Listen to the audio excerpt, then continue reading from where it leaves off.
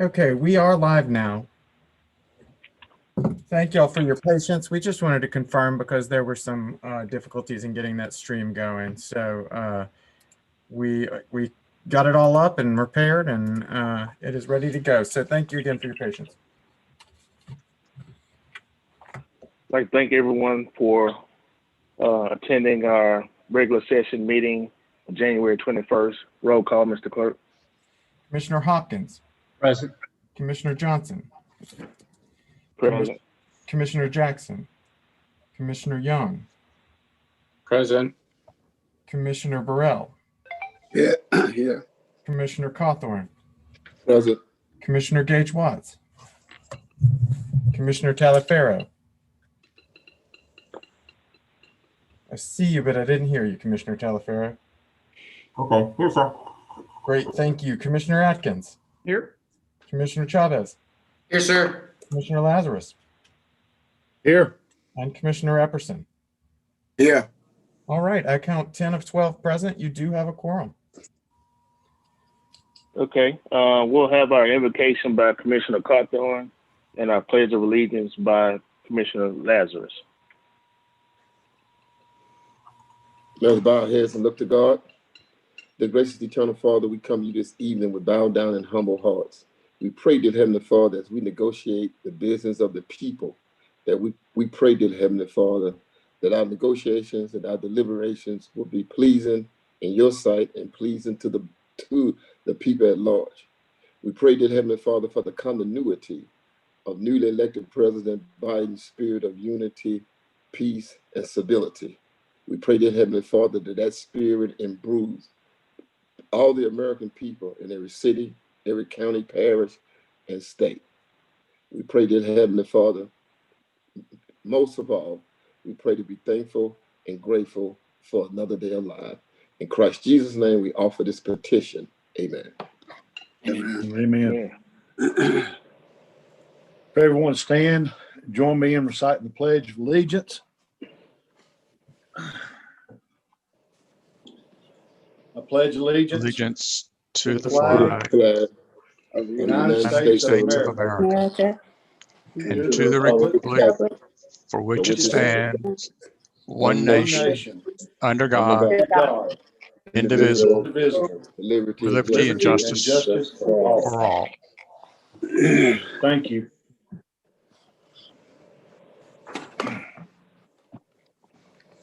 Thank you, Commissioner Cawthorn and Commissioner Lazarus. Next item, Yes, Mr. sir. Clerk.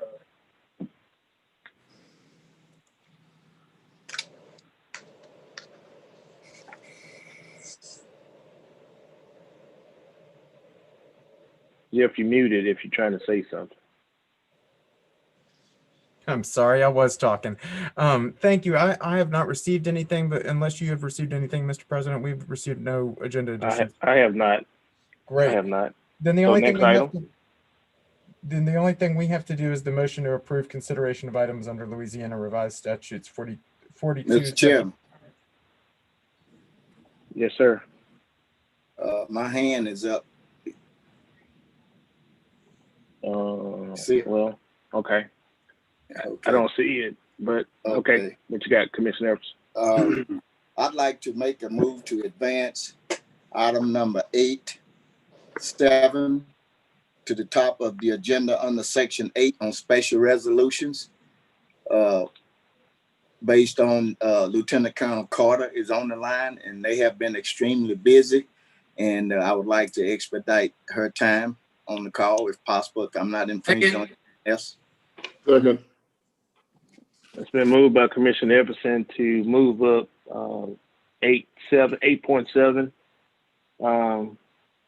next on our agenda, and that was seconded by Commissioner Atkins or Chavez. Chavez. Okay. All right.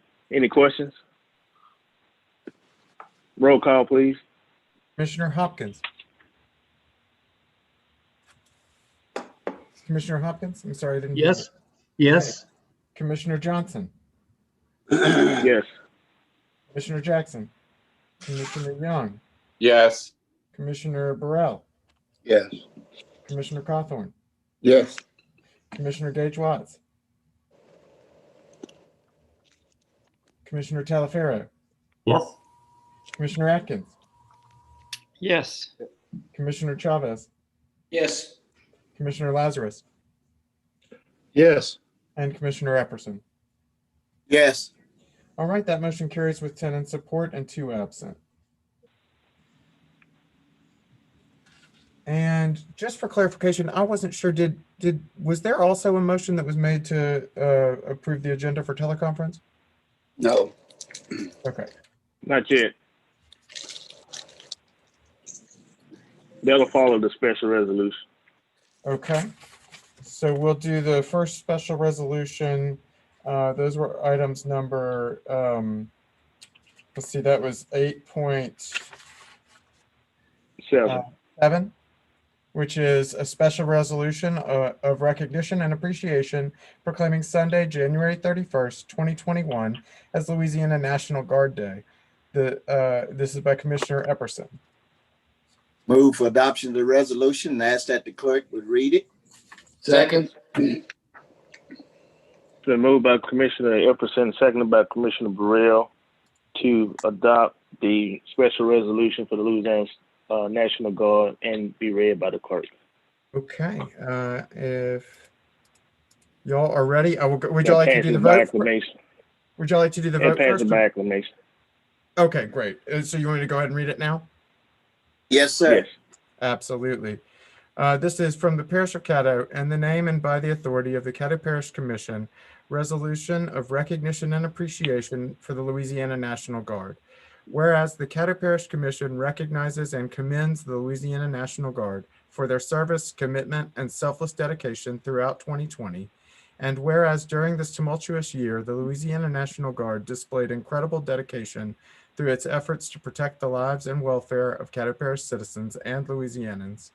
And whereas the Louisiana National Guard was called to action regarding the COVID-19 global pandemic, as well as responding to devastation left by Hurricanes Laura and Delta. And whereas the Guard has stood on the forefront administering tests and delivering personal protective equipment to help combat the dangerous and deadly COVID-19 virus. And whereas the Louisiana National Guard has supported missions involving transportation, communications, public works, and generators and power supply to those who were affected by Hurricanes Laura and Delta. The Guard has also cleared nearly 1,800 miles of roadway of hurricane debris. And whereas the Louisiana National Guard stands ready to protect and assist the citizens of Caddo Parish, Louisiana, and the United States of America. And whereas for their invaluable commitment to this parish, state, and country, the Louisiana National Guard has earned their deepest gratitude. Now, therefore, be it resolved by the Caddo Parish Commission, meeting in legal and regular session this 21st day of January 2021, that it does hereby proclaim Sunday, January 31st, 2021, as Louisiana National Guard Day in Caddo Parish, Louisiana, and urges all citizens to join with the parish in recognition of this important day. Be it further resolved that the Caddo Parish Commission does hereby express its sincere appreciation of the Louisiana National Guard, who stepped up to the plate during these difficult times, and commend the Guard for their hard work, dedication, and life-saving efforts through 2020. Be it further resolved that the Caddo Parish Commission does hereby extend sincere hopes and wishes that the Louisiana National Guardsmen remain safe and in good health as they continue to serve this parish, state, and country. Signed, Commission President Lyndon Johnson, Vice President John Atkins, and District 12 Representative Ken Epperson. Mr. Chairman, may I speak? There's someone that has some background noise. Need to mute their phone or their computer. Thank you. Yes, Commissioner Epperson. Okay. Thank you. At this time, I would like to introduce Lieutenant Colonel Ebony Carter. A little caveat I'd like to add that Lieutenant Colonel Carter is a Grambling State alumni where she was a cheerleader.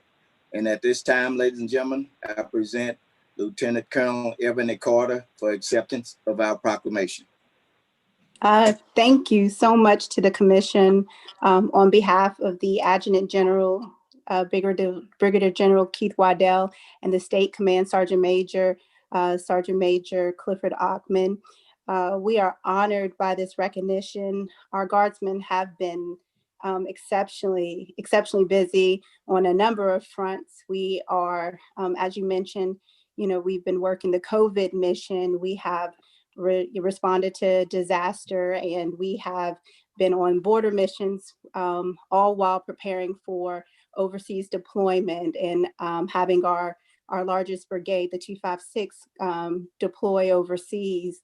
And we've responded to the state capitol for security missions. And, we had the honor of responding to our nation's capital during the inauguration. So anytime you get recognition from our community, it probably means more than anything, because these soldiers and airmen come from your communities throughout the state. So whenever the communities recognize their efforts, it means a great deal. So we are honored by this recognition, and thank you so much for it.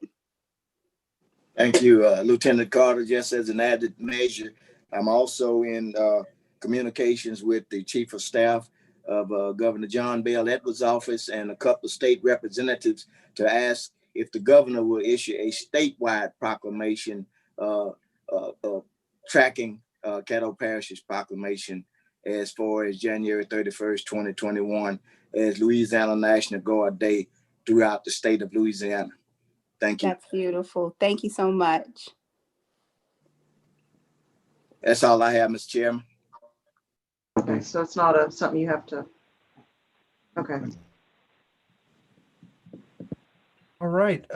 Now, Mr. President, would you like me to move back to the point on the agenda where we were before we took that up? I'm not able to hear you. It doesn't look like you're on mute, but I'm not able to hear you. Oh, I just also wanted to thank Ms. Carter for representing the Louisiana National Guard and the good work that they're doing. I know some of them are being deployed to other places, and so we thank them for the service that they do. Thank you.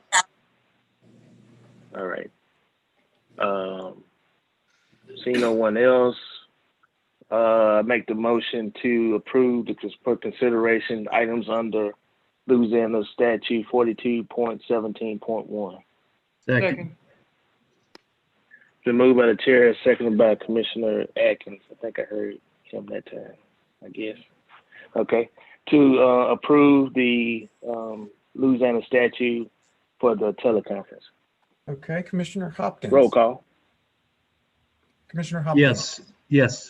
Commissioner Johnson. Yes. Commissioner Jackson. Commissioner Jackson, I didn't hear you if you responded. Commissioner Young. Yes. Commissioner Burrell. Yes. Commissioner Cawthorn. Yes. Commissioner Gage Watts. Commissioner Talafero. What are we voting on? Oh, we're voting on approving the agenda Yes. for teleconference. Yes, thank you. Commissioner Talafero. Yes. Commissioner Atkins. Yes. Commissioner Chavez. Yes.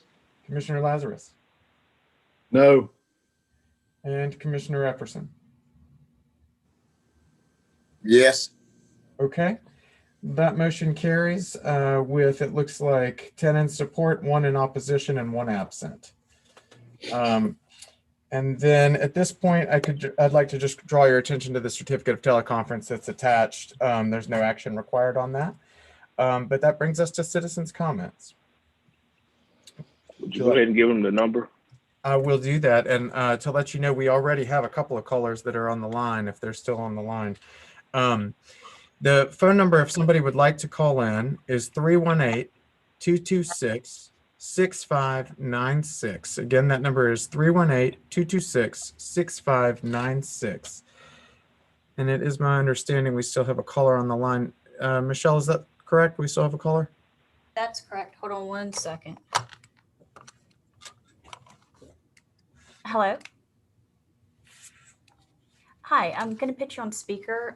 Go ahead and state your name for the record, and you'll have 3 minutes for your comment, okay? You can go ahead. Okay, this is Rashida White. You need my address too? No, ma'am, just your name. Okay, this is Rashida White. I'm here to make a comment on the $1 million, the $7 million. I got this written down somewhere. Don't judge my life. Housing, I guess resident fields where you help people with evictions or whatever. I'm a 29-year-old single mom. I'm not going to say that I would personally benefit from a particular fund, but I do know I work for Caddo Community Action Agency, and I have processed a lot of applications where families can't get the help you need because we have topped out of the funds that we allocate for the family. So I do feel like any type of help for the families in need is just needed. You know, I'm not sure what the holdup is or what the stipulations are in regards to where the money goes or how it is split or whatever. I just know that the family just need the information on where they can go and receive the help and go get the help. I'm not going to say when a person benefit. I know that I have been in a situation where I have been evicted not once but 3 times.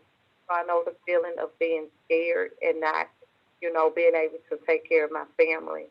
And although I won't benefit from this, I know countless of people will. And I know it's a lot of people who have suffered from the pandemic and are still suffering from the pandemic, and any type of help that can be given to them or that can be provided to them to help them and their families, I think should be, looked at and voted on accordingly, thinking about the people that would help. And that's all I have to say.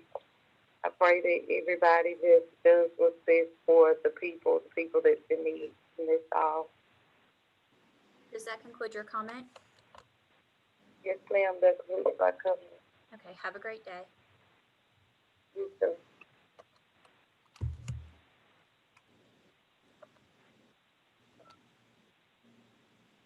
Hello. Hi, are you calling to speak under citizens' comments? Okay, hold on 1 second. I'm going to put you on speaker, okay? You'll have to state your name for the record, and you'll have 3 minutes. Okay, hold on 1 second. Okay, you can go ahead and state your name for the record. Hi, good afternoon, everyone. My name is Andrenica Morris. I'm the president of Housing Louisiana, a statewide affordable housing network, and I am here to talk about the item on your agenda today to approve Shreveport deploying $6 million in rental assistance to help address the COVID crisis, and I wanted to talk about why that's so important.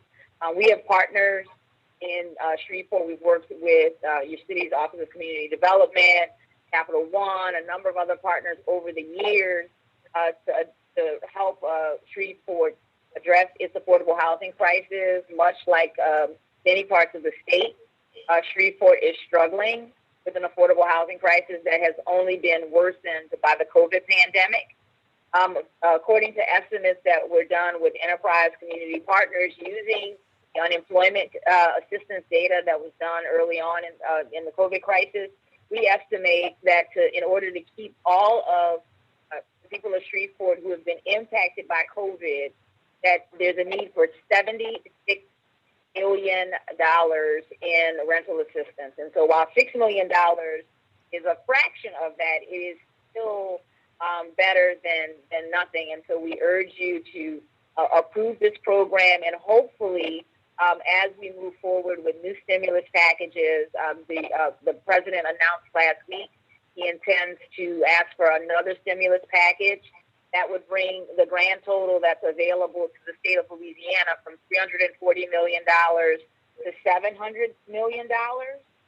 And the need that we have forecasted for the entire state is a little over $1.1 billion. So $700 million will get us about thirds of the way there. And Shreveport will be able to take advantage of a second round of funding, we hope, to get more money. We hope that Shreveport can manage its own pot of money while we try to secure funding to close the gap on that $76 million that the people of Shreveport need to remain stable through this pandemic. We're at July 2020 first estimate aligns with most optimistic scenarios, frankly, about getting everyone vaccinated. So we think that there's actually going to be a need for an increase, a re-evaluation of those estimates. But that we did want to give you guys some idea of the need and the scope and the depth of the problem as you're considering this program and considering whether or not you will approve it. We urge you all to do so and to make sure that the people of Shreveport Bossier can take advantage of this program and you guys can get on the path to getting more resources brought to your community. Does that conclude your comment? It does. Okay, ma'am. Have a good day. Thank you.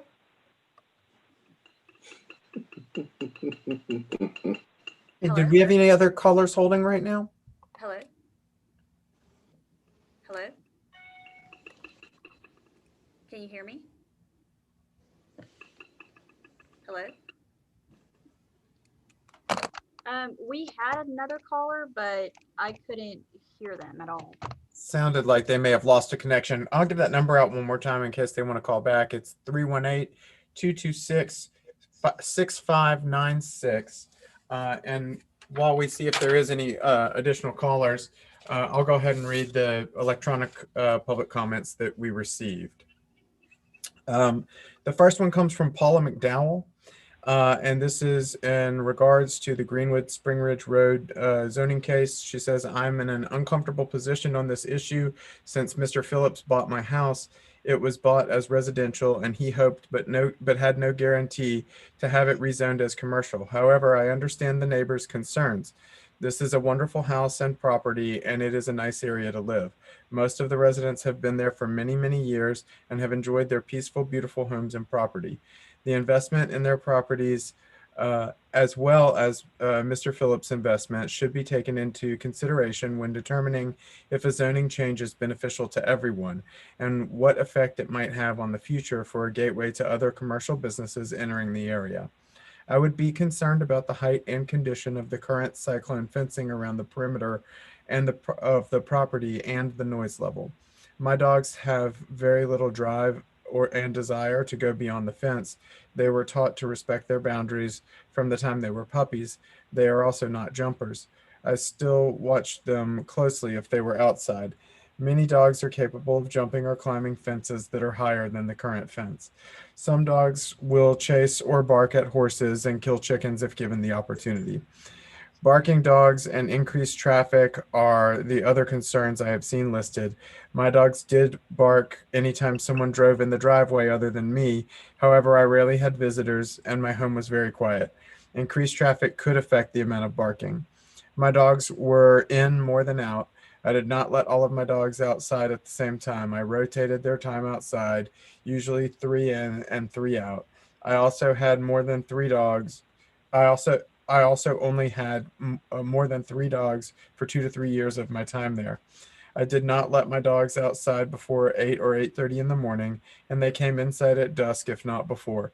Too hot, too cold, rain, etc., and my dogs were inside. From the comments I've seen, Mr. Phillips has good results and has a good business. He has many supporters of his training, so the question is not that he does a good job. I think he does. The question is more complicated than that due to the neighbors' concerns. Please let me know if you have further questions. Signed, Paula McDowell. And the point of order, Mr. President. Can we get those that are for or against this zoning to be read during our zoning hearing? That is the only one we have. Okay. Do you want me to? No, that's fine. Thank you. Okay. Yeah. Sorry. That is a good point. But that is the only one we received on this case today. Let's see. The next item that we have, or the next comment that we have, comes from Mr. Baylor Smith, It says, Commissioners, I'm writing to ask for your support of immediate assistance to the citizens of Caddo Parish. And watching your meeting on Tuesday, it was clear that many of the commissioners did not do their due diligence and may not be in touch with the urgency of now. There is no doubt that the parish would be able to place safeguards to ensure implementation to reduce risk factors. Your citizens are in need, and now you have the ability to help meet those needs. Please vote to approve the rental assistance ordinance from Baylor Bear Smith. The next comment comes from Ken Kraft, and this is regarding a juvenile justice meeting. He says, I want to express my concern about the large annual deficit in the Caddo Parish juvenile justice budget. It drains every year a sizable chunk of revenue, which, if not plugging the juvie justice hole, could be used to abate the horrible effects of COVID-19 virus. You should call a juvenile justice committee meeting soon to plan what course of action you deem appropriate. A live meeting is better, but a Zoom beats not meeting. The last attempt to raise juvenile justice funds was a 0.1% parish-wide new sales tax election on 11/7/06. That failed with 32,838 in support and 33,502 against. At the time, the 17-year-olds were not part of our juvenile court system. A change in Louisiana law added these youngsters to an already overworked juvenile backlog. Kindly call the meeting when practical. A citizens committee may build community buy-in and support, but that option rests with 12 folks. Please do not say that you are doing everything you can to fight this pandemic if you allow this large yearly juvenile justice deficit to remain without even trying to ask we the people to help resolve it. Very respectfully submitted, Ken Kraft. And Michelle, do you have any callers on the line? I thought I may have seen somebody come in. I do have a caller. Okay, do you want to connect them? I do, by the way, have two or three more public comments, but I thought I saw a caller come in. So if you want to go ahead and connect them. Okay. Actually, I have two callers now. Hold on one second. Hello? Okay, are you calling for citizens' comments? Okay, if you hold on one second, I'm going to put you on speaker. You'll state your name for the record, and you'll have 3 minutes. You're welcome. Hold on one second. Okay, you can go ahead with your comment. Yes, ma'am. Thank you. My name is Marvin Muhammad, and I'm calling in reference to the Caddo Parish participating in receiving $6.5 million in rental assistance from the federal government. I want to call in and resort the commissioners and to really look at this very carefully.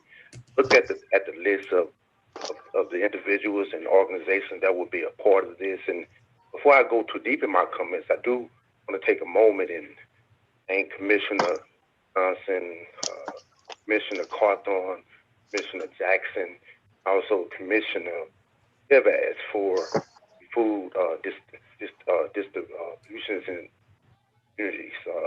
Don't know that I met anyone else, but I know I saw them in the community. During this time that, well, a lot of people are being afflicted with the coronavirus, the type of assistance has definitely been needing it. And what comes to mind is Romans 12:12 that says we are directed to be thoughtful in hope, patient in affliction, faithful in prayer, which takes me to a bold representation of Commissioner Stomach Ace Watts, along with City Councilwoman Taylor and Representative Phelps stands on the plaza of our city and parish leadership here. But what's crucial here is that, and I heard some of the mumbling, I'm looking at some of the comments on the thread, they're questioning Northwest Louisiana CDC, they're questioning Grace Project CDC. And let me remind us, these are two nonprofits that are affiliated with predominant Black churches in the city of Shreveport, well-respected churches. I community. What's very vital here, that a lot of the citizens, and we know, fortunately, that disproportionately COVID-19 virus has affected disproportionately Black people more than other nationalities.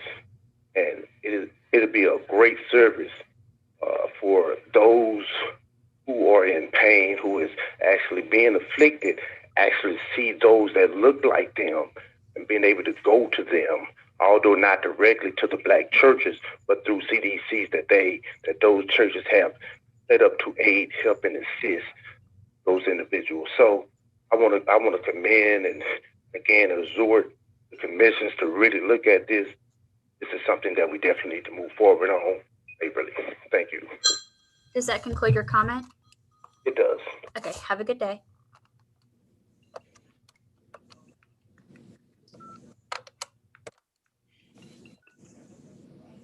Hello? Okay, hold on 1 second. I'm going to put you on speaker. Go ahead and state your name for the record, and you'll have 3 minutes for your comment, okay? Okay, you can go ahead. Hey, good afternoon, commissioners. My name is Omari Hossein, and I am a resident of Caddo Parish. And I don't want to belabor or beat a dead horse, but I did want to take this opportunity to really express my sentiments on how critical this piece of legislation is for so many. And as other callers have indicated, there are way too many people in need to not pass this legislation. I'm so proud of those on the commission and within the parish body that have reached out to obtain the $6 million of funding for those that are literally deciding whether to put food on the table or pay their rent. And though that is not my personal situation at this time, on this day 2 years ago, I could have very well been someone who would be in the queue to be put on the street. It would be a great disservice to a large portion of this, our community, our citizens, our people, to vote against or essentially withhold this funding due to a lack of comfort with a couple of agencies. For this discomfort, we have an oversight process. So I am imploring each and every commissioner, please vote to approve this rental assistance program so that we can see the benefit that surely outweighs the cost. Thank you so much for listening to me today, and that concludes my comments. Have a great day. We have one more caller. Hello. Okay, I'm going to put you on speaker. You'll have to state your name for the record, and you'll have 3 minutes, okay? Okay, you can go ahead with your comment. My name is Barbara Smith Iverson. I am chairman of Unity Education 360. I'm calling in favor for the $6.5 million federal dollars to go to help families with their rental needs. I would like to just say that as humanitarians, I feel it is our responsibility, knowing that we are in a pandemic, to turn around and help the fellow citizens of Caddo Parish. Many of us and other people have paid taxes into this city because we love this city. And so now that the citizens are in, I would say, in a compromising position with housing, for the Caddo Parish commissioners to go on and authorize these entities to distribute money to people who are suffering. It has been almost a year and we're still in the pandemic. Many people prior to the pandemic was barely living paycheck to paycheck. So I can only imagine what they're going through in this later hour. So I would say to the commissioners, do what's right. Allow these entities to distribute money and whatever else is needed to help get our economy back on track. Thank you. Does that conclude your comment? Yes, ma'am. Okay, have a great day. You too. All right. That's all of them. I believe that's all the callers. Thank you very much. Okay, commissioners, I have a few more electronically received comments, and then we will proceed to the next item.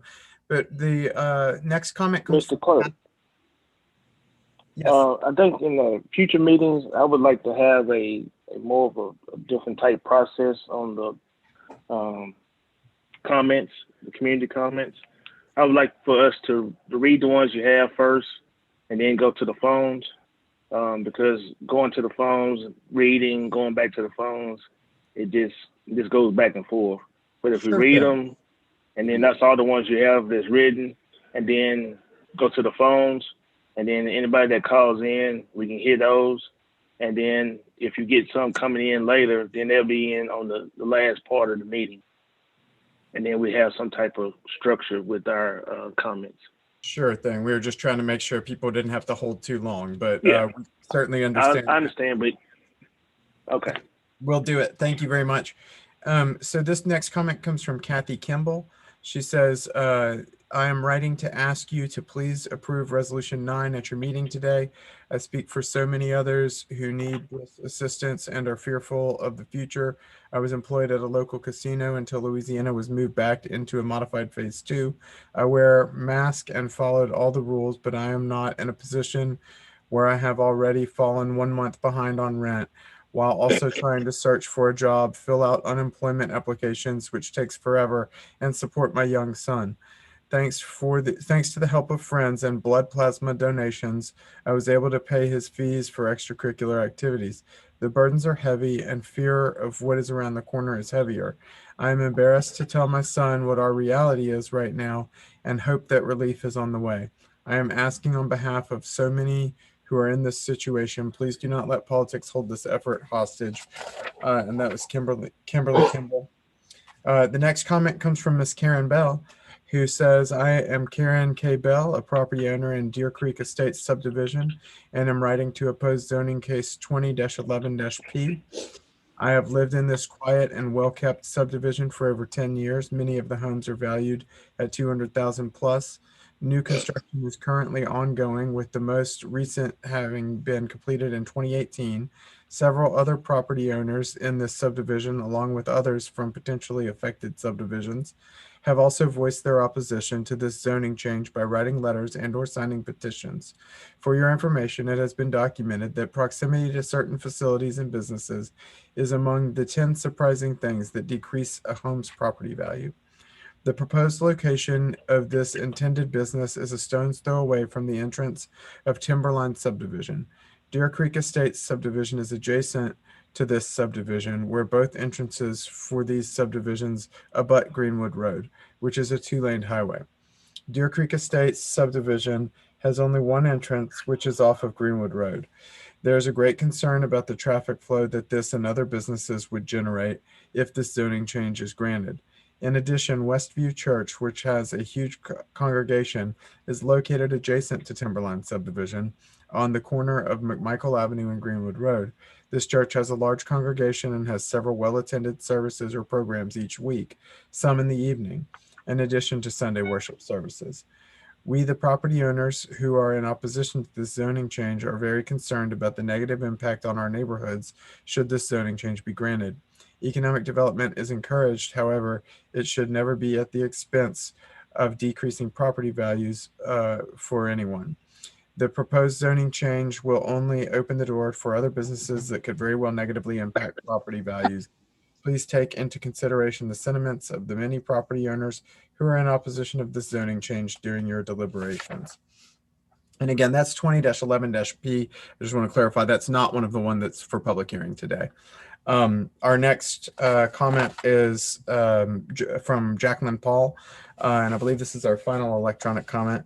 And she says the $6 million rental assistance program, please pass, vote yes for monies already allotted from the federal government. How many of the commissioners can allow $6 million returned because of your inability to agree on the agencies involved?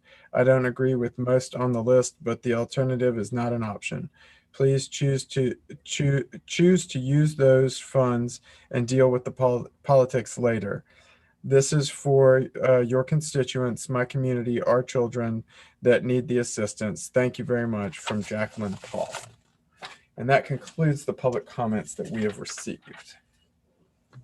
Mr. Clerk, if you could, Mr. President, Mr. Clerk, if you could send me that one that talked about a mother donating blood plasma. If you could forward that to me, please.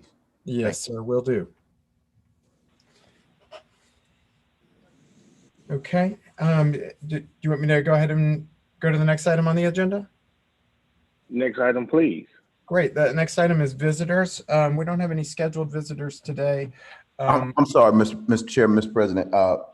Could if it is okay with the body, could we add Ms. Bernie Howard and Ms. Latory Thomas, one from United Way and one from Providence House, as a visitor, please? They've been with us since Monday.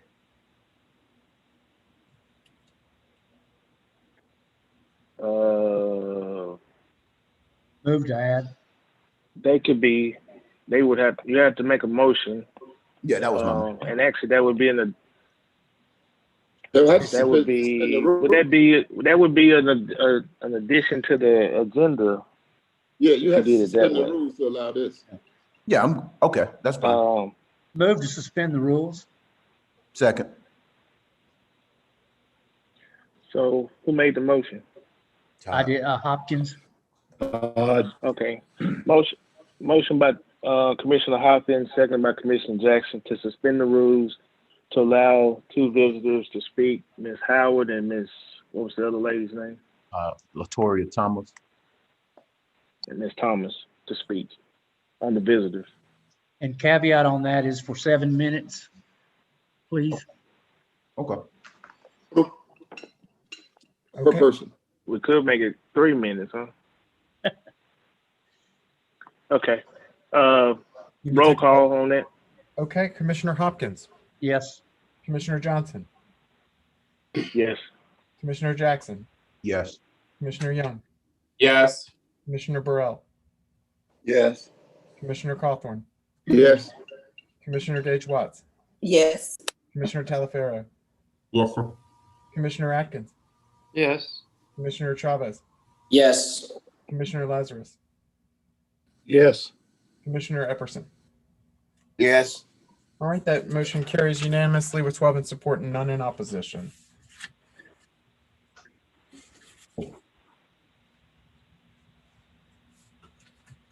Okay, I see both the representative, Ms. Thomas, and Ms. Howard are on the line.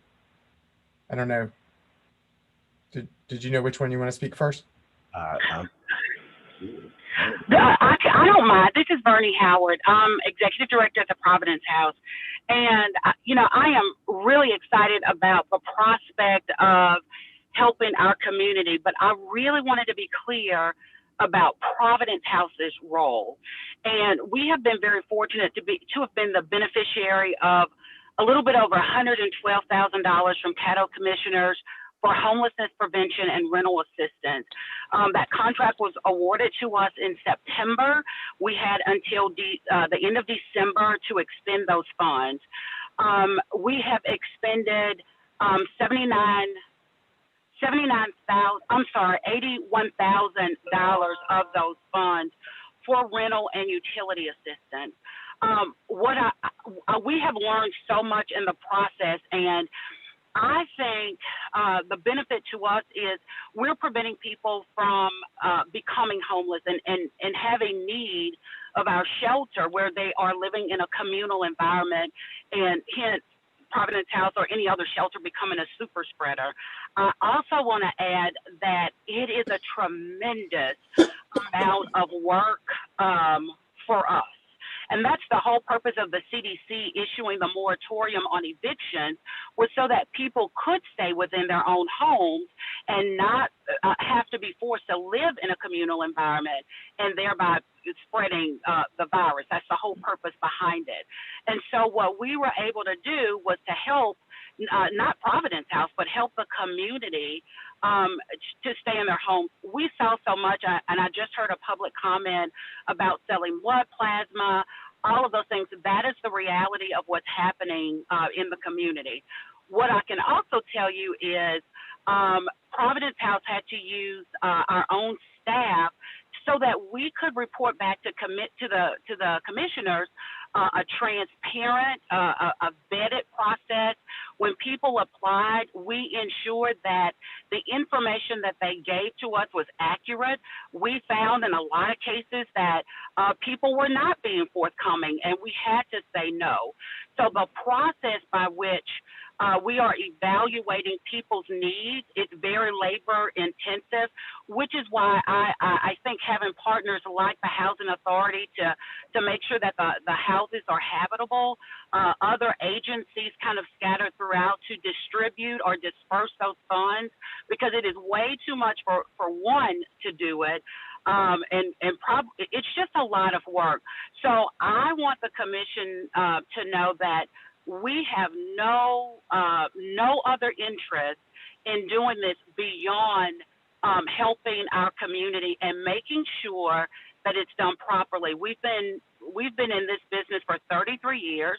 I am happy to share all of our audits. We manage hundreds of thousands up to millions of federal funds.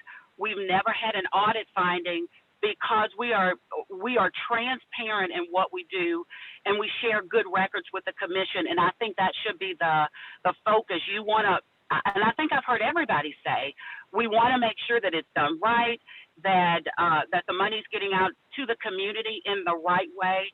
And I can commit to you that what we did with the $112,000 in a 4-month period of time, we stand lockstep with you all in wanting to make sure that we continue that and do it transparently for the benefit of our community. And if our records, we made very clear to the commission, our books are always open. We are audited every single year. And we also have monthly CPA prepared financials. So I'm a former banker, and so I spend a lot of money on making sure that our records are impeccable, but that also we are transparent in everything that we do. And that continues to be our commitment should the commissioners decide to approve this. On behalf of Providence House, I can tell you that is our commitment, is to continue to do what we did in 4 months for the benefit of our community. And that's the end of my comment. Okay, thank you, Ms. Howard. Absolutely. The lady from United Way, you may speak now. You're muted. Hi, I'm Latoria Thomas with United Way. I'm the Vice President of Operations and Community Investment. And it is, very hard to follow Bernie because I want to second a lot of what she says. United Way has been a strong partner with Caddo Parish. We would love to continue that partnership, particularly around this issue of housing. As y'all know and have heard us say over and over again, United Way fights for the health, education, financial stability, and essential needs of all of the residents in our 10 parish area, Caddo Parish being our largest parish. And we, essential needs and financial stability, this housing piece will be essential for us, the need of our shared constituents. And so we've spent all of 2020 doing this work. We raised over $100,000 for COVID assistance, particularly around utility and rental assistance. And so we felt that we would be a great partner to continue to reach more people, because $120,000, as you know, goes very fast when you're trying to stop people from losing their homes. So just to second a lot of the things that Bernie said, we have a great relationship with the parish. We want to continue that relationship as well. Our books are open. Our financials are processed by CPA every month, and we are audited every year. And because of the funds that we receive through public support, through government entities, our audits are a lot more in-depth. So we just want to really continue the relationship and let everyone know that we will be good stewards of these funds. Okay, thank you.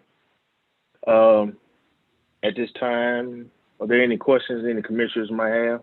Commissioner Epperson, your hand is up. Do you have any questions or comments? No, sir. I'm glad you spotted it nice. So yeah, that was up on the first time. Thank you. All right, you can, lower it. Thank you. Okay. Commissioner Jackson. Yes, thank you, Mr. President. I want to ask Tori, just to clear the record here, and I saw she was on. I want to clear a public record, but I wanted to ask you all and be very clear about this. Do I or do the company that I work for, do we have any contractual or do we have any financial arrangements with United Way of Northwest Louisiana? United Way and Unite Us does not have any type of financial contract whatsoever. We have an understanding of referral so that if individuals need help with our Shreveport Financial Empowerment Center, which is a program that is a partnership between United Way and the city of Shreveport, Unite Us would let us know of those referrals. And that is the extent of our relationship. Thank you. Thank you, Mr. President.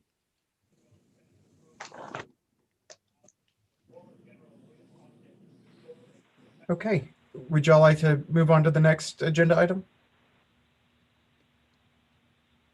Yes, I was thanking the ladies for their comments, and they were well received. And we move on to our next agenda item, which is adopt the regular session minutes. So move for adoption. Second. Been moved by Commissioner Jackson, seconded by Commissioner Epperson to adopt the regular session minutes for January the 7th, 2021. Commissioner Jackson, you want to speak to that? Oh, no. All right, seeing no other commissioners on board, roll call, please. Commissioner Hopkins. Yes. Commissioner Johnson. Yes. Commissioner Jackson. Yes. Commissioner Young. Yes. Commissioner Burrell. Yes. Commissioner Cawthorn. Yes. Commissioner Gage. Yes. Commissioner Talaferro. Talaferro, I didn't hear you if you responded. Commissioner Atkins. Yes. Commissioner Chavez. Yes. Commissioner Lazarus. Yes. And Commissioner Epperson. Yes. All right, that motion passes with 11 in support and 1 absent, I believe.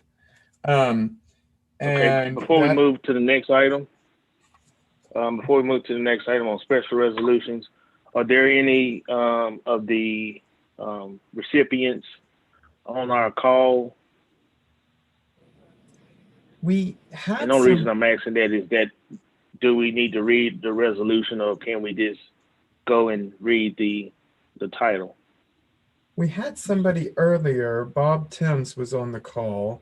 I see Bob Timms on here. Okay. So, like the Calvary football team, anyone from Calvary? President. Or anyone from Mr. President, that was that was my resolution. I didn't invite anybody from Calvary on here. It was just in recognition of their outstanding season. Okay. My recognition of the coaches and faculty and the alumni there. Okay. Bob. All right, Bob. So we can proceed.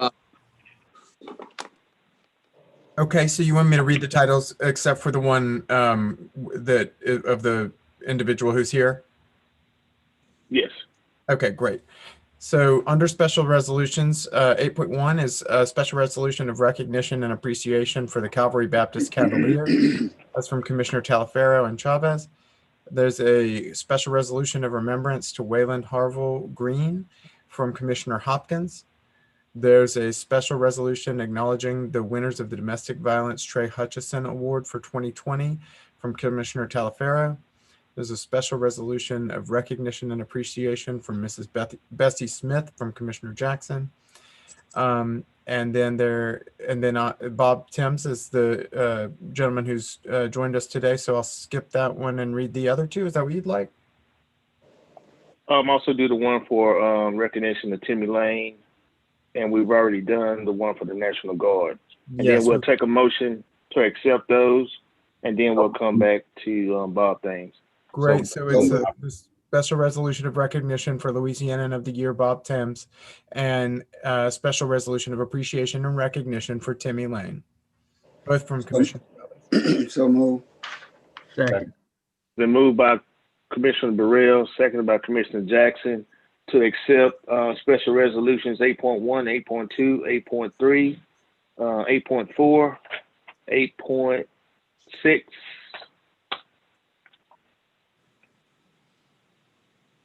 and we're going to go back and read 8.5. Okay. And do you want So me we're ready for roll call now. Okay, great. Commissioner Hopkins, Yes. Commissioner Johnson, Yes. Commissioner Jackson, Yes. Commissioner Young, Yes. Commissioner Burrell, Yes. Commissioner Cawthorn, Yes. Commissioner Gage Watts. Yes. Thank you. Commissioner Teleferro, Yes. Commissioner Atkins, Yes. Commissioner Chavez, Yes. Commissioner Lazarus, Yes. and Commissioner Epperson. Yes. All right. That motion passes unanimously with 12 in support. And at this time, would you like me to go ahead and read that proclamation Well, for? Let's take the motion to accept it first, and then read it after we have a motion and a second. I'll make a motion to accept the proclamation for Mr. Thames.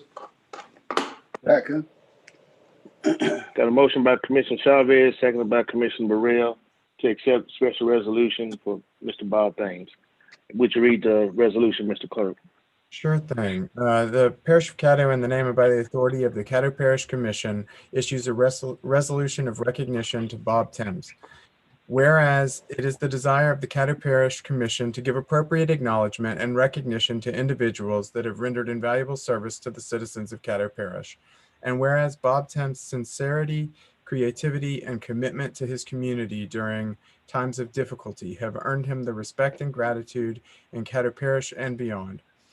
And whereas Bob Thames has been named as one of Louisiana Life magazine's Louisianans of the Year for 2020, an honor extended by the magazine to those individuals who exhibit the best of Louisiana.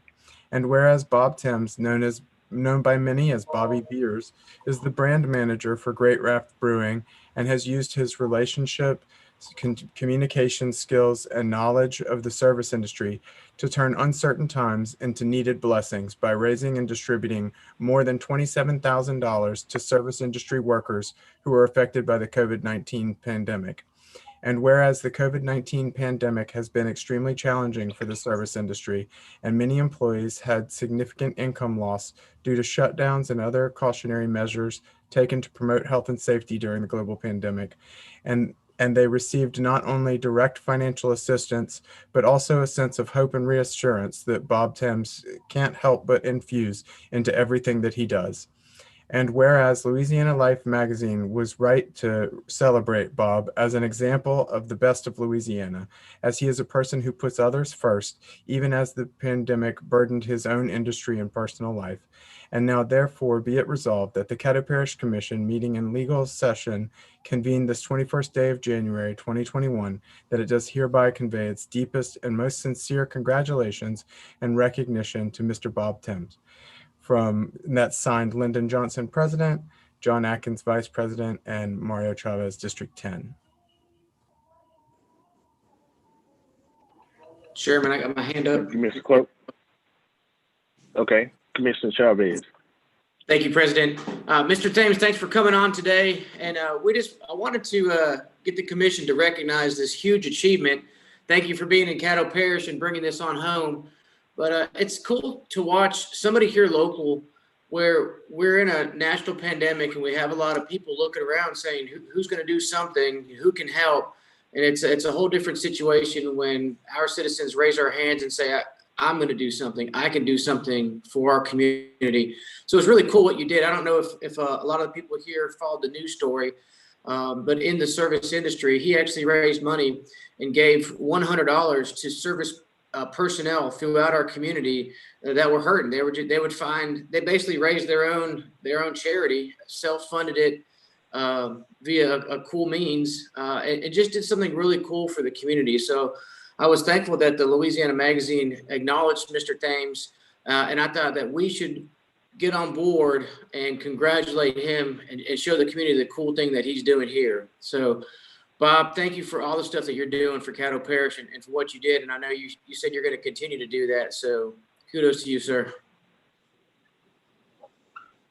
Thank you guys. It's an absolute honor.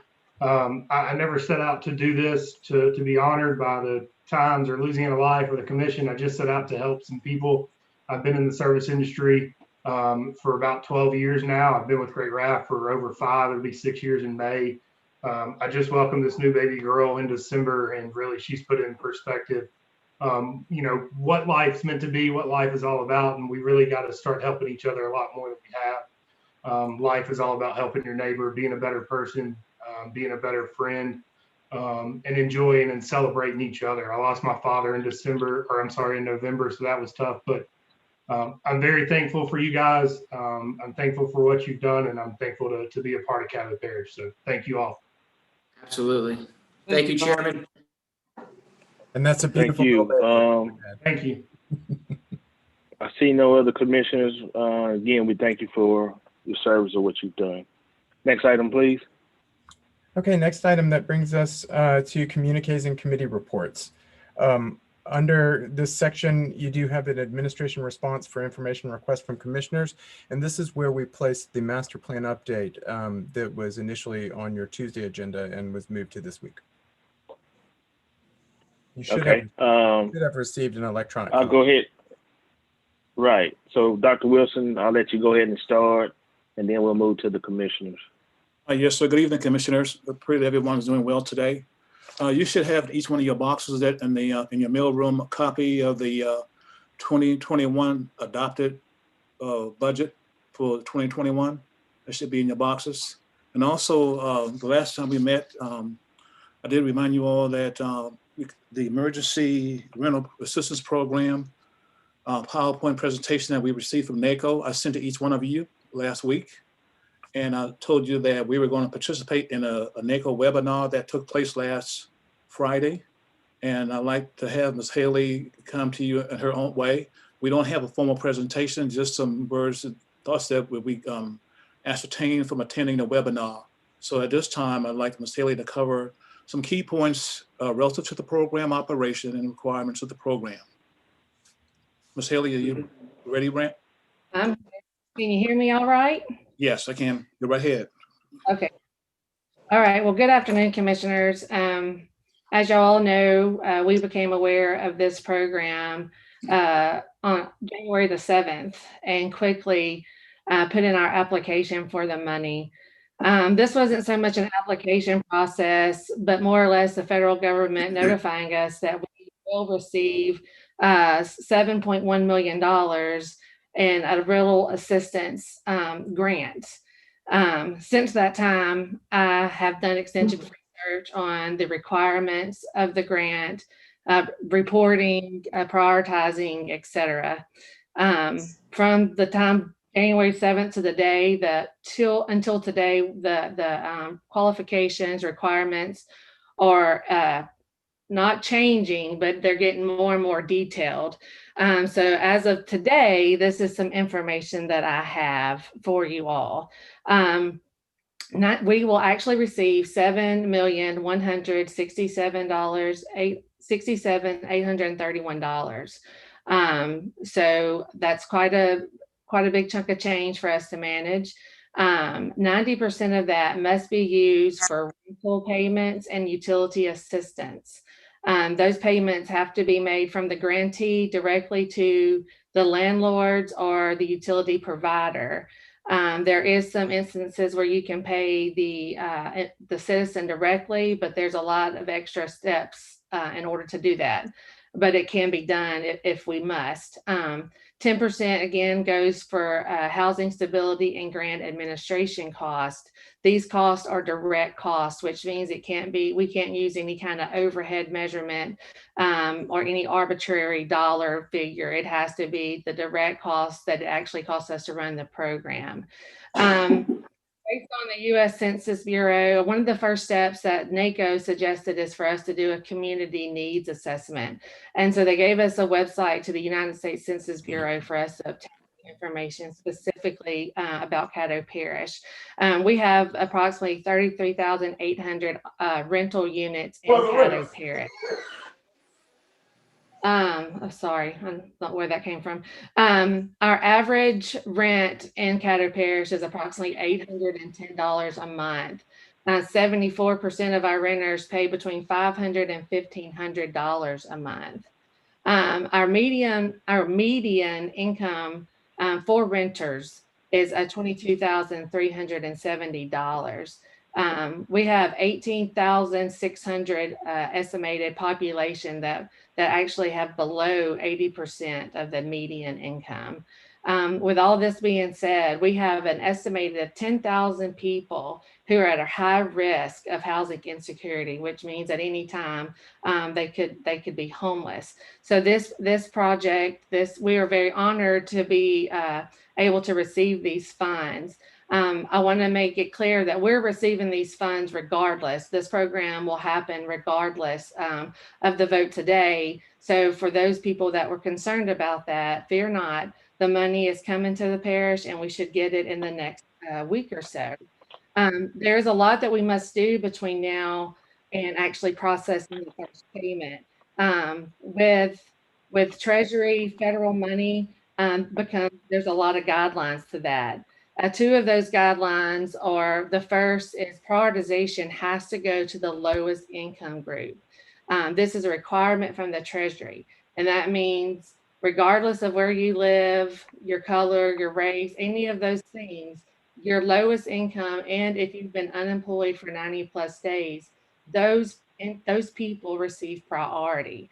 And so in some mechanism, we have to put all the applications into one pot in order to meet this requirement, in order to make sure that we can document that we gave priority to those people. And also the grantee, which is the parish, must make payments directly to the landlord, the utility provider, or again, I said the renter, if certain things are met.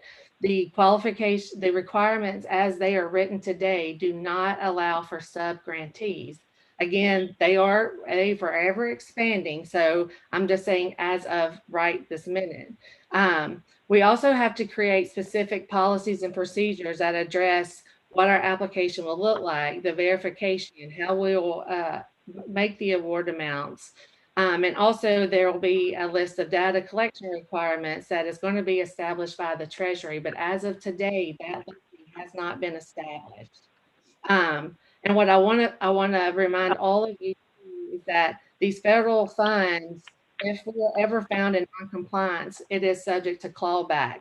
So that retrieve all $7.1 million that they are advancing the parish if at any time they see that we are not using the funds properly. The NACO does encourage community partnerships with organizations to support community outreach, helping reach the citizens, helping them apply, and all of those things. And again, we just need to determine how we are going to address it and how we are going to reach out. The Louisiana Housing Corporation, along with the governor's office and the Office of Community Development, actually invited me to a meeting that is happening started at 4:30 today.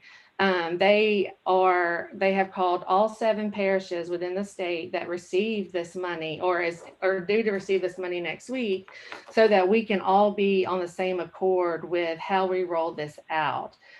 This meeting that I have some of my staff on now, since I couldn't attend, will provide us an overview of how the state's program was designed, issues that they've had, and additional guidance from the Treasury. There are going to be incentives, I was told from the LHC, that if we if we work within their guidelines of this program, we could receive additional money from the state, and in addition to what we have received from the Treasury. So again, I've got quite a lot of information on this program. I've been researching it since the day I had to submit for the money, and it is evolving and it's exciting. And I'm happy to answer any questions you have, but I just want everybody to understand that Treasury money, federal money, is something that you have to be very familiar with, and it is an exhausting process, as some of the ladies mentioned already. And NACO also encouraged us to partner with an organization that has had experience with the affordable housing program and has had experience with federal funding. We have to touch on confidentiality of documentation, because not only are the applicants going to have to give their personal information, they'll also have to give us their landlord's personal information as far as their tax ID, their address, and all that. So this is going to be quite cumbersome, but just know that the staff at the Parish of Caddo is up to the challenge. And if there's any questions or concerns, that I'm happy to help and give you any guidance that I can. Dr. Wilson, that's all I have. Thank you, Ms. Daly. Appreciate the details. And again, thank you for the good work you're doing. And as commissioners, I mentioned before, this is a fast moving train, and details are continuing to come out every day. But please rest assured that we will make sure we follow all the prescribed guidelines that will meet the federal mandate of this program. Okay, Dr. Wilson, we do have some questions from commissioners. Commissioner Chavez. That was for the other one. I'm sorry, Chairman. Let me take that down. Okay, Commissioner Epperson. That's on another issue of the administrator when they finish this. Okay, Commissioner Burrell. Thank you, Mr. President.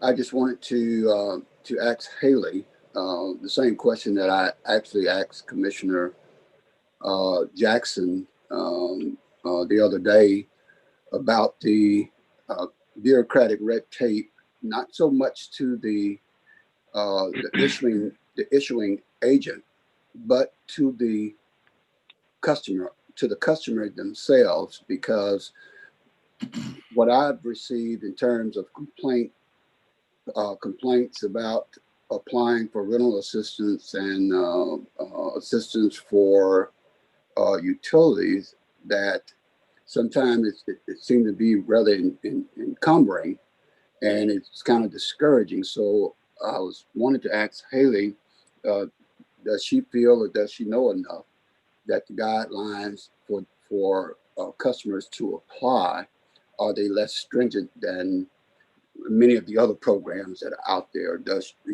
she know that? Commissioner Burrell, at this time, because the Treasury has not listed the data collection requirements, I can't answer that.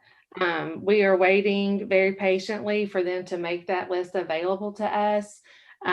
But trust me when I say we would like this to be done quickly, but we want to have to make sure it's done, correctly. And so until we get that documentation list, I cannot tell you how cumbersome it's going to be. But I do know that the state is trying to make sure that it is as streamlined as possible, so that if they apply for something through Parish of Caddo, and then they want to go and apply through the state, because we can only offer them so much, that it looks the same. I know they want to make it so that they don't have to, get everything done again, or try or get a whole different set of forms. So I do know they're trying to streamline it in case you have to hit several different buckets, to help meet your need.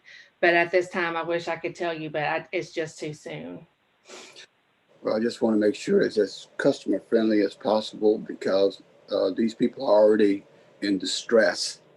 I have the experience because I have a couple of rental properties, and it was tough on them. So basically, I'm carrying the load for them at this point. Just trying to allow them to work it off or what have you, because it's so tough trying to get assistance. So I wanted to bring that up on behalf of those who are out there that's having these problems. Thank you, Mr. President. Yes, sir. Thank you. Commissioner Jackson.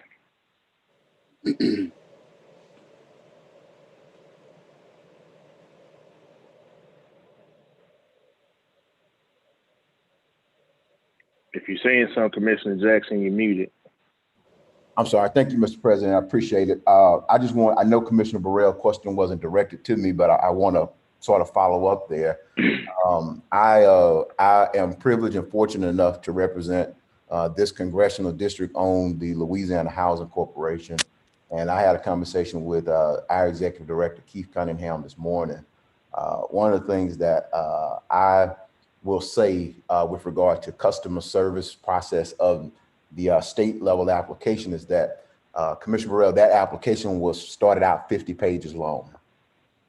Okay, you know what I'm talking about. 50 pages was the application. And then the state rolled theirs out and it was an issue. And so then we came back, and I think we eventually got it down to a 25 to 30 page application. So, this notion that somebody else can come in and do it better, I think we need to be careful and be mindful of that, particularly as we're talking about making sure that local dollars flow into this local community. The other thing that I also want to, I wouldn't say correct, because I know people don't like to be publicly corrected, but my understanding is that the dollars that Louisiana Housing Corporation are CARES Act dollars. The dollars that we are receiving are emergency rental assistance, which should not be confused. There are going to be people who will, you cannot duplicate benefits. Individuals can receive up to 15 months worth of rental assistance from the emergency rental assistance program. So there's just this notion that they can come here, then go to the state and get money is not correct. If they receive monies here, they will not be allowed, because then that would be what is called a duplication of benefits. If you've ever worked with a federal housing program, you cannot duplicate benefits. So I just want us to be very mindful as we are talking, because words have meanings, words have power. And I just want to make sure that we do the right thing for Caddo Parish, and we do it as efficiently and effective as we can, and trust the partners that we have in Caddo Parish to be able to do that for us. Thank you, Mr. President. Well, I just wanted. All right, Commissioner Gage Watts. Thank you, Mr. President. First of all, I'm sorry. Well, that's okay. I thought since I was addressing Mr. Jackson, I thought I still had the floor, but go ahead, Mr. President. No, Commissioner Jackson actually had the floor because you okay. had talked, and then we moved to Commissioner Jackson, and then I went to Ms. Gage Watts because I saw her hand up. Go ahead, and Mr. Commissioner President, I'm amenable if you would like to allow Commissioner Burrell to continue. I'm good. Mr. President has conducted the meeting. You can do it. That's fine. Okay. I'll address it at another time. Okay. So in December, I felt compelled to do something to help struggling families, and without hesitation, I introduced legislation to provide $500 to help 500 struggling families or households. Not something that we could do for everyone, but to help those who needed it most. The funds were already there. They were allocated for emergency disaster assistance, but nevertheless, the legislation failed due to political reasons. However, I never lost my faith that something would happen to assist all citizens. I am very grateful that the federal government has provided access to assist these families in need. And I'm always for the people, as I always say, and as I always prove that I am for the people. And because we are obligated to help our citizens, especially during this pandemic. As I do support the legislation that we are discussing, I think that there should be some amendments to add additional organizations like Catholic Charities, Morning Star, who has been an apparatus for distributing funds to the community. These are nonprofit organizations that meet qualifications, trusted by the community, and should be included in this legislation. Thank you. All right. Commissioner Cawthorn. Good evening, Mr. President. This is directed to Haley, and this may be a premature question, but as I look at the intersection between free market and people who need assistance, I will pose this question. Will there be a mechanism by which, in our parish, our city in particular, persons who own large apartment complexes who probably going to be overwrought with people who are behind, probably in the apartments that they live in, is there going to be some type of intermediary where those people can communicate with us and assisting those tenants and residents through this particular process? If you follow the question. I think I followed the question, and currently the only prioritization that we have been given is for those people who fall below the 80% AMI, and then the people that fall at 50% of the AMI and their rent makes up greater than 30% of their income. You know, those are the people that'll get the priority. So as far as the size of the apartment complex and that kind of thing, that there's nothing in the guidance that covers that. Okay, and well, let me add another piece to that. Because that there may be a almost a centralized piece of people who will need that assistance. Is there a mechanism by which the landlord can assist these people with putting them through the process? With the landlord, the landlord will have to be a part of the process because they have to agree to receive the funds from the parish. That's when I was saying earlier, we have to do the best we can to get the landlords and the utility providers on board to receive it directly from us, because Okay. and the only way we can pay the renter, we have to prove that we had attempted to contact the landlord 3 different times within 21 days by certified mail. It goes on and on and on with all these requirements. And so the landlord will have to be apprised of the information in order for it to work for the renter. Okay, so ideally, my question is essentially almost what you just alluded to. How do we make this a user-friendly process for both the tenant themselves and the landlord, and coordinated with the parish? So that's essentially what I'm alluding to. Thank you, Yes, Mr. sir. President.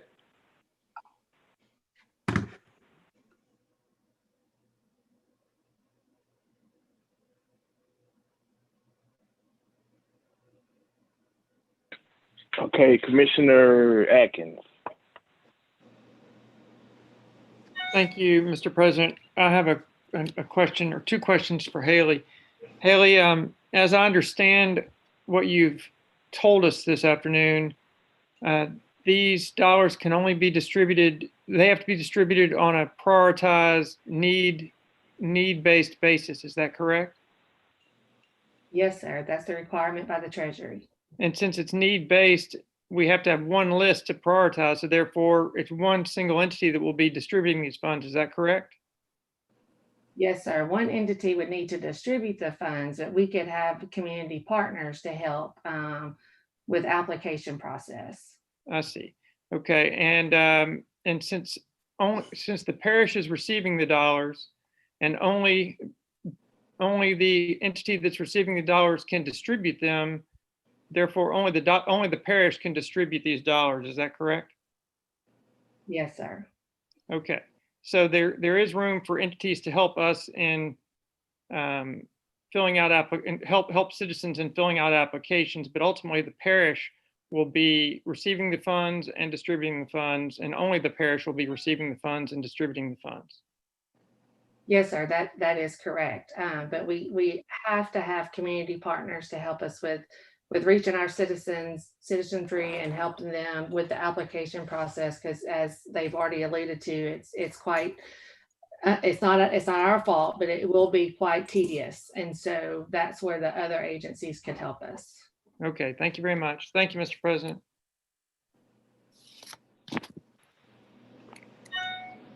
Okay. Let's see.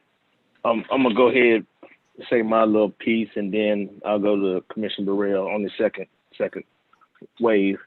Haley, I guess you're listening from what you were saying, that it really wasn't an application. It wasn't an application process for us. It was basically the government notifying us that we had this grant that we could get the money if we wanted it, based on filling out a few lines, right? Correct. Okay. And there's two major parts of it: the reporting, and then to make sure that we prioritize how we distribute the funds. Yes, sir. There's reporting requirements every 3 months, and then prioritizing the funds. Yes, sir. Okay. And we will have to have policies and procedures in place. And you said something about that you could not use sub-grantees. Yeah, the way they are written at this time, sub-grantees are not allowed. Community partners are allowed, but we cannot use a sub-grantee, such as, see how we operate with CCAA. It's not designed in that manner. Okay. And the way that you prioritize is by income group, and if a person was unemployed 90 days or more. Yes, sir. Using the 80% AMI and the 50% AMI, right? Exactly. Yes, sir. Okay. So it seems like there are a lot of moving parts to the grant itself, as the resolution is also has some moving parts to it as well. And we would have to basically make sure that all of this is carried out to the T, by either using those organizations that are listed on the resolution, or using some other means based upon the policies and procedures that are developed. Agreed. Yes. Okay. All right. That's all I had. This was just to try to clarify a lot of things for the general public that was listening. Because a lot of the comments was that if they wanted us to vote in favor of the resolution in order to get the money to help the citizens. But basically, we've already got the money with or without the resolution. So I just wanted to clear that up for some of the citizens that are listening, and so that they can go do something else if they need to or not. Thank you. Commissioner Burrell. Second time. You muted, Roy. Well, for the second time, I want to reiterate to get something clear for the people that I represent, my customers, what I consider my constituents. Commissioner Jackson had mentioned that the application process went from 50 pages to 25 pages. And Haley stated that at this point, she doesn't know exactly what the application process for the end user is. My concern is more about the end user than the people who are getting the money. It sounds as though the application process, now down to 25 pages, is more than what the agents have to fill out in order to get the grant. So that's what actually discourages people from actually using these programs. So based upon that, Halen, well, I'm not sure if Halen can tell me or Stephen can tell me, there will be assistance to the customer who is applying for the rental assistance, for them to fill that 25-page application out, because 25 pages is a hell of a lot material. I don't know. Commissioner Burrell, I said the application that the state did for the CARES Act ended up being 25 pages. I didn't say for this. I said for the CARES Act rental assistance end up being 25 pages. Well, can someone clear up for me approximately how many pages that we don't know that right now. We can't predict that the right. application has not been developed yet. Well, I know for this for one, the end user. Okay, so the application for the end user, the application has not been developed yet. Well, that goes back to what I asked before. If it's more streamlined than the applications that are being made through Providence House, through all of the other community development and that type of thing, because that is what I'm getting back, Mr. President, Correct. from the people who are applying. Correct. Well, it's going to be the same application that everyone, if whatever organization that we use to say we need them help to fill out the application will be the same. It won't be no different from one organization to the other. All the information has to be consistent in order for this federal money right. So the application the same, the answers got to be, filled out to the T, and then from there, that's where it goes to the next stage in which you have to then prioritize who gets the money. So it's a tedious process. It's not something that one organization say we got 1 page process, another one can say we got a 3 page, and everybody go bum rush to 1 page organization. No, all the organizations will get their application from us, and then we'll be moving forward from that. Am I right, Dr. Wilson? I wanted to make sure that I'm giving out. Hey, that's correct, sir. And as soon as we get the complete guidance from the Treasury, we would know what the application process will look like. Right now, we don't have all the details to know how long our show is going to be, but it's going to be consistently used. Whoever we partner with will have to use the same process, and hopefully that will be a mechanism where our partners can help make the process easier. And that is to the end user. Yes, sir. That's right. That's what's all about the people that need the help. Well, that's my concern, because again, they're the one who's complaining. I'm not hearing it from agencies. I'm hearing it from the end users. Right. Yes, sir. And prayerfully, those at the federal level, Commissioner Burrell, will take that into account, that we need to make these folks' lives as simple as we can, not make it be a burden to it. But we have to wait until we see what they actually look like. Well, that's my only concern. Thank you. Yes, sir. Mine too, sir. Yes, sir. That's it. All right. Second time, Commissioner Carthon. You muted, Lynn. To put everybody's mind at ease, I think what we've been saying in this conversation right here is that the parish itself is going to use the football analogy, is going to quarterback the deal. And then what they do inside the administration, then they'll be able to pass and shift to whatever community partners that needs to be brought to the table to carry this out. Is that correct? Yes, sir. Okay. Thank you.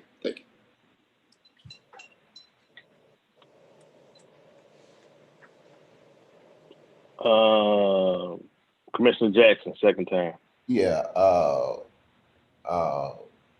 was just saying that, I think a lot of people looked at the resolution and saw dollar amounts.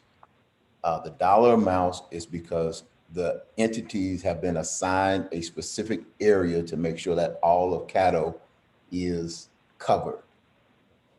The notion that these entities are about to come up and get $1 million is not what we are considering today. That was never on the table. The goal was to show every area these entities would collect the money, but I can guarantee you, as Ms. Howard indicated, if you just expand and keep opening, it's going to turn into one mess of a situation when it is time to report. Thank you.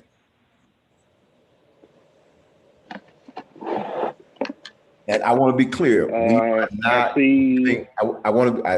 we are not saying we're giving anybody any money. We cannot legally give money to somebody through a resolution.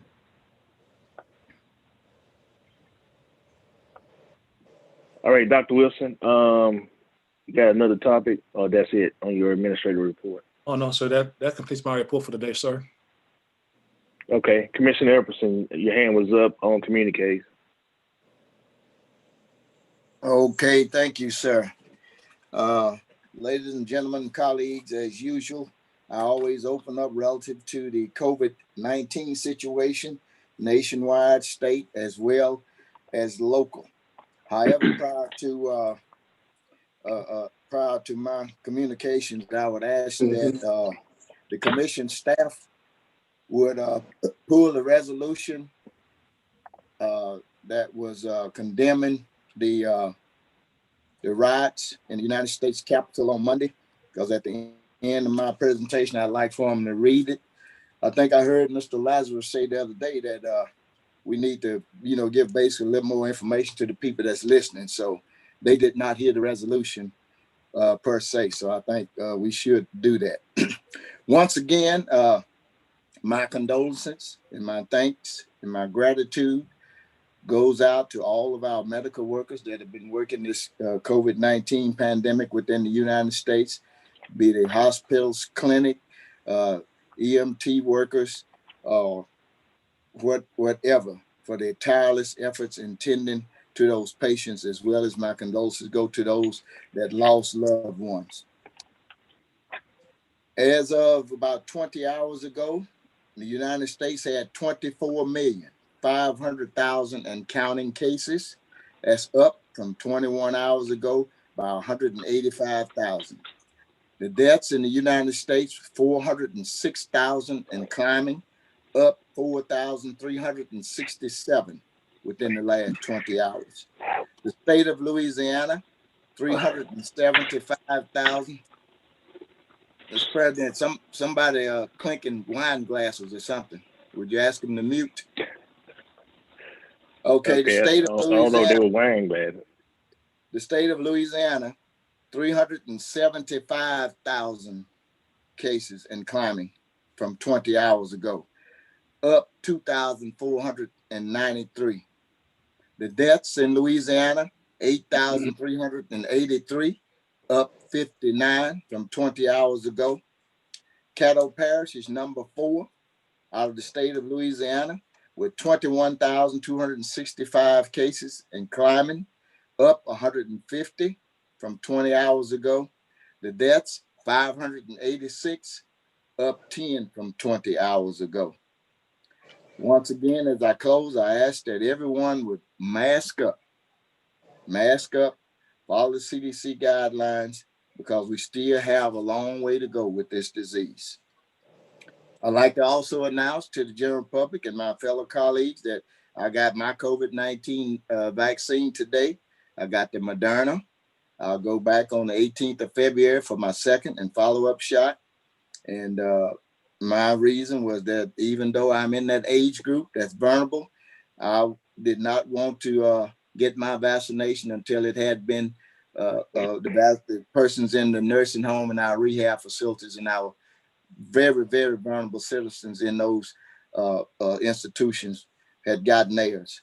And the knowledge that I got was starting on the 19th, the majority of them in those facilities had gotten theirs.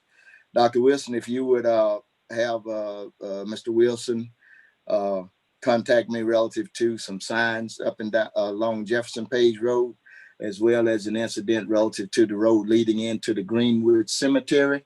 There's been some vandalism and things of that nature. We want to see what we can do to help those citizens out within that area. Yes, I'd also like to acknowledge Channel 12 news directors and their reporters.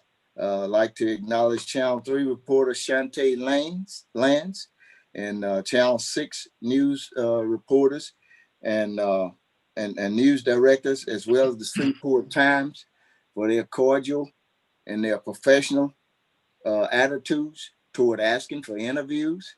They called and they asked for an interview relative to situation that's on the agenda that may have my name on it.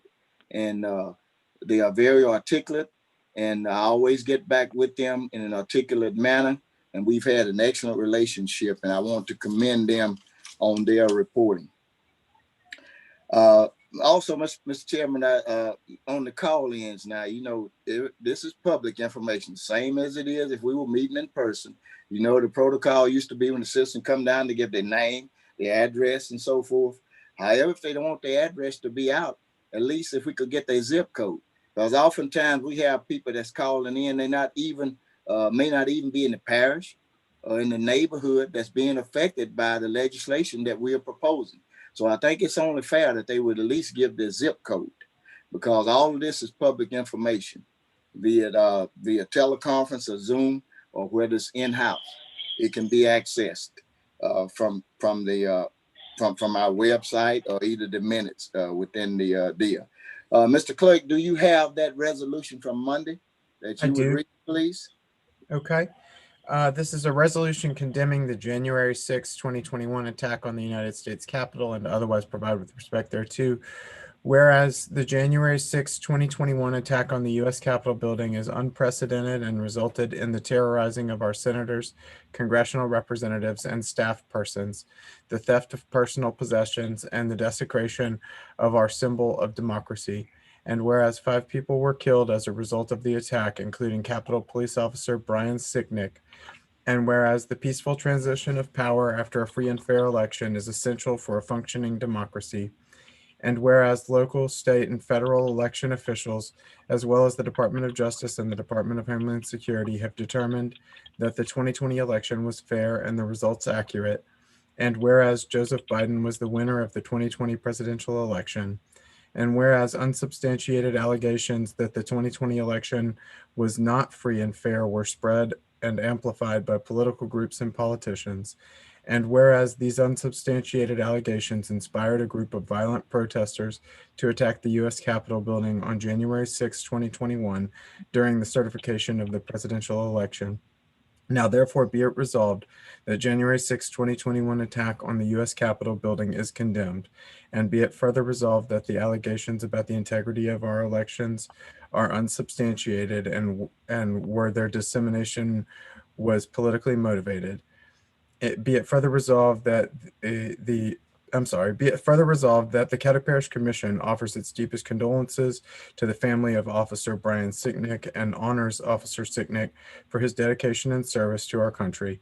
And be it further resolved that the Caddo Parish Commission wishes to acknowledge and thank the senators, congressional representatives, staff persons, and other employees who returned to work on the grounds of the U.S. Capitol building in the aftermath of the violent attack. Be it further resolved that our democracy is resilient to such acts of domestic terrorism. Be it further resolved that the peaceful transition of power and commitment to the values memorialized by our Constitution by our founding fathers are hereby acknowledged and affirmed. Be it further resolved that if any provisions or items or the application thereof is held invalid, such invalidity shall not affect other provisions, items, or applications which can be given effect without the invalid provisions, items, or applications to the end of provisions of this ordinance are hereby declared severable. Be it further resolved that this resolution shall take effect upon adoption, that all resolutions or parts thereof in conflict hereby with are repealed. Thank you, sir. Just wanted that to be articulated out to the general public. Well, I don't think there isn't not one sentence in there that is not factual. And the decision that the constituents can make up for themselves. And if there's anyone that beg to differ, I would offer them to offer their resolution the way that they would like it offered to the general public. Also, Mr. Clerk, would you make sure that you have the address to send the resolution relative to the Louisiana National Guard to the adjutant in New Orleans? Yes, did sir. I submit that to you? I can confirm we do have that. Okay, thank you. Thank you, Mr. Chairman. All right, Commissioner Burrell. Thank you, Mr. President. At the work session, I had commented on the fact that I had seen information that came from our sheriff uh, dealing with an issue where we voted no on a resolution number 6, that dealt with the National Law Enforcement Appreciation Day. And since that time, a letter was written by the sheriff, in which I welcomed that. But at the same time, there was some misinformation that was put out there, and you had a lot of people who got upset behind it, and they weren't very nice on Facebook and other social media, because this type of information, especially when it comes down to our law enforcement and military, there are a lot of patriotic people out there. So it's important that they get the correct information, because if not, then they can be very, very harsh. And we as public officials, we are a target. We are a target from magazines and businesses like the Inquisitor and SB magazine, that many times put out false information or information that satisfies the writer more so than the reader. And sometimes it gets misconstrued out there. So since the letter was put out, I had a number of people on Facebook, people that I knew, some that I didn't know, that came back and attacked and said, well, I thought that you were supportive of law enforcement. You always have been, even going back almost 20 years, in city and state government. And it really bothered me, because that wasn't what I understood we did. We did not support it on a national level, but we were supporting it on a local level because of what Commissioner Epperson just got through reading, the incident up in Washington, as well as other incidents across the nation where people were attacked and were abused, and many people were killed. So I'm saying that to say this. I told you that I was going to write a letter to the sheriff because I know him and we've worked together for a number of years. And I was going to address the misinformation out there from my perspective, and hopefully will also help those who are on the commission, because there's some misinformation out there. So at this time, I would like to ask our clerk if he would read my letter into the records so that the public will hear it, not just to put it in there, but to read it in there, so those people who are out there that are on Facebook that has misinformation, they would hear it directly from me. So, Mr. President, I would like to ask him to read the letter at the time. At this time, I've sent a letter. I've sent a copy to all the commissioners, because whatever I do, I can repeat it, and it's public. Okay, would you like me to go ahead and start? Yes, sir, if you would. Yes. Okay. Your letter starts, Dear Sheriff Prater, I hope you are doing well. I received a report on your reaction and response to the no vote on resolution number 6, sponsored by former Commission President Mario Chavez while vacationing in Jackson Hole, Wyoming last week. Needless to say, it did disturb me a bit, but I can understand how it could have been misinterpreted by you, given your passion for your law enforcement employees. So let me share my position on the matter for whatever it is worth. Resolution number 6, to recognize January 26 as National Law Enforcement Appreciation Day, should have been previously vetted by Mr. Chavez with all commissioners to determine their support for the measure, just as most are if there has been unrest detected from various members. I feel it was naive of him, but also somewhat political in nature. Also, Commissioner Hopkins has also denied Black Democrat commissioners through resolution by Commissioner Epperson the opportunity to weigh in on the horrible tragedy that our nation that just had happened on January 6th, orchestrated by our own President of the United States, Trump, and his right-wing political allies, including homegrown terrorists.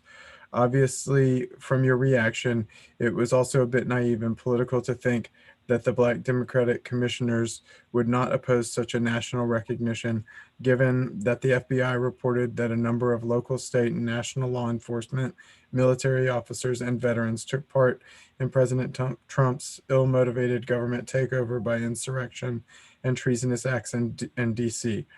In addition, it is also well documented that the unwarranted killing of unarmed Black people across the nation by rogue law enforcement, which has caused unprecedented unrest and protest worldwide.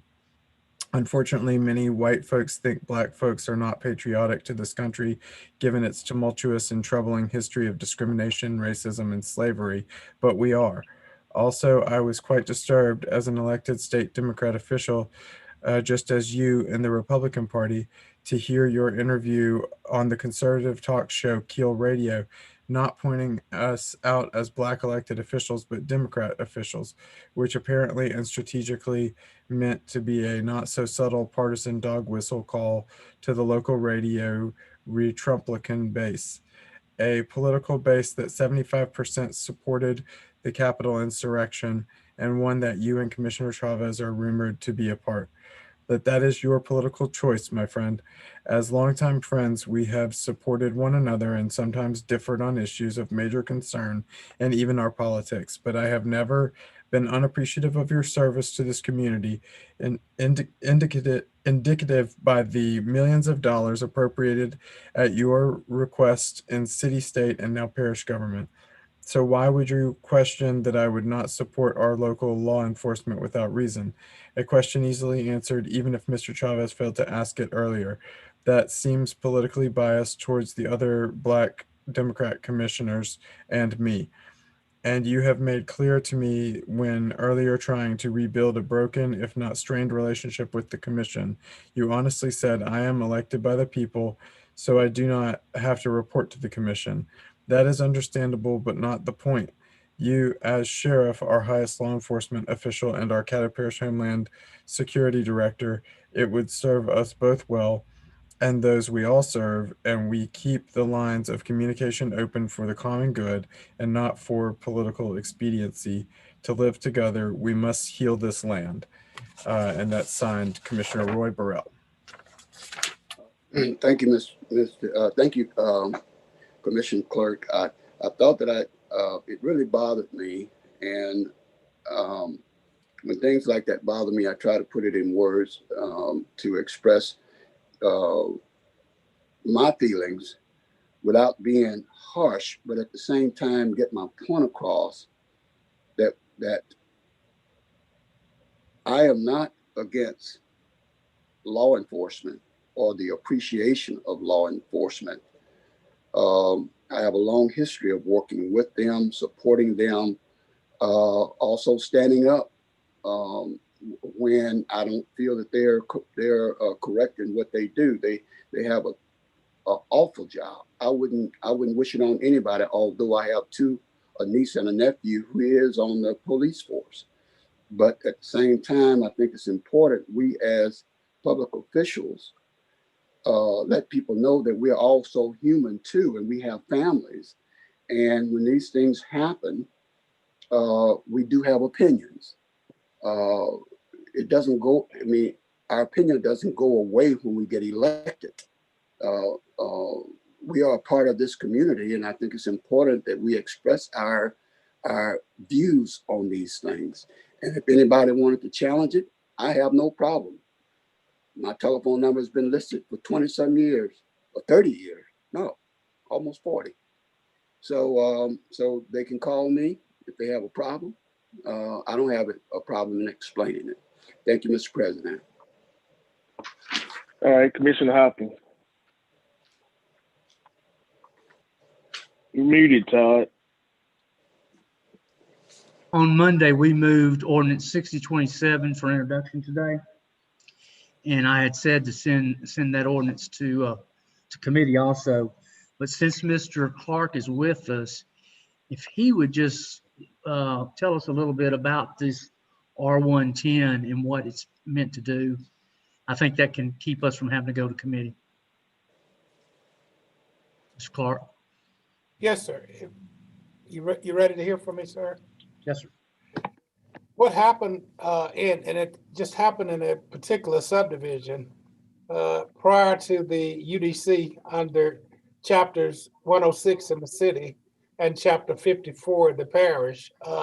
We had a zoning district, R19, in which the lots in this particular subdivision, Long Lake on Lakeside on, I always mess it up, Commissioner Atkins, but in this particular subdivision that allowed for minimum lot sizes, we ended up with just lot sizes of a minimum of 7,000 square feet and 12,000 square feet.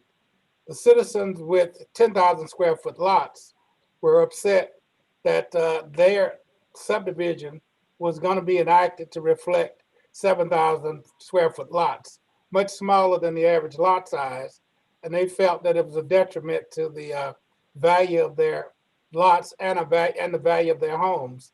So we decided to go in and create a zoning district, residential zoning district of R110 with minimum lot size of 10,000 square feet to facilitate the needs for subdividing future property and ensuring that these lots were of the same size of the rest of the remaining lots in the subdivision.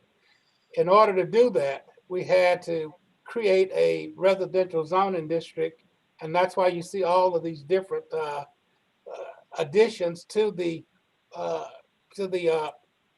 process, because we have to go in and make sure that everything that's in every other district is in this R110 district. But that's all that's really happening, and it's not really changing anything other than correcting a mistake or an omission that was done by the Unified Development Code in the city and in the parish. Okay. Thank you, sir. Thank you, sir. Second item, let me just address, since my name was called, and I'm not going to bring that resolution and read it because that resolution doesn't exist. It failed on Monday, just like the resolution Mr. Epperson read. It doesn't exist anymore. It failed.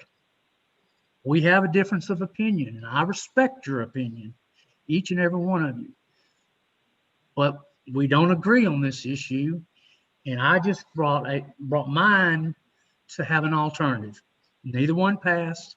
I do have a problem with making something part of the record that actually doesn't exist once it fails. But that's all I have to say on that. You know, we're gonna have many times we're gonna disagree. We can disagree to disagree, and that's okay.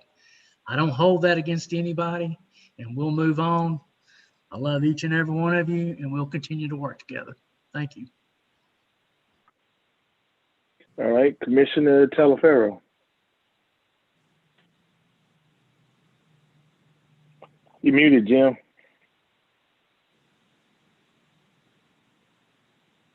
There we go.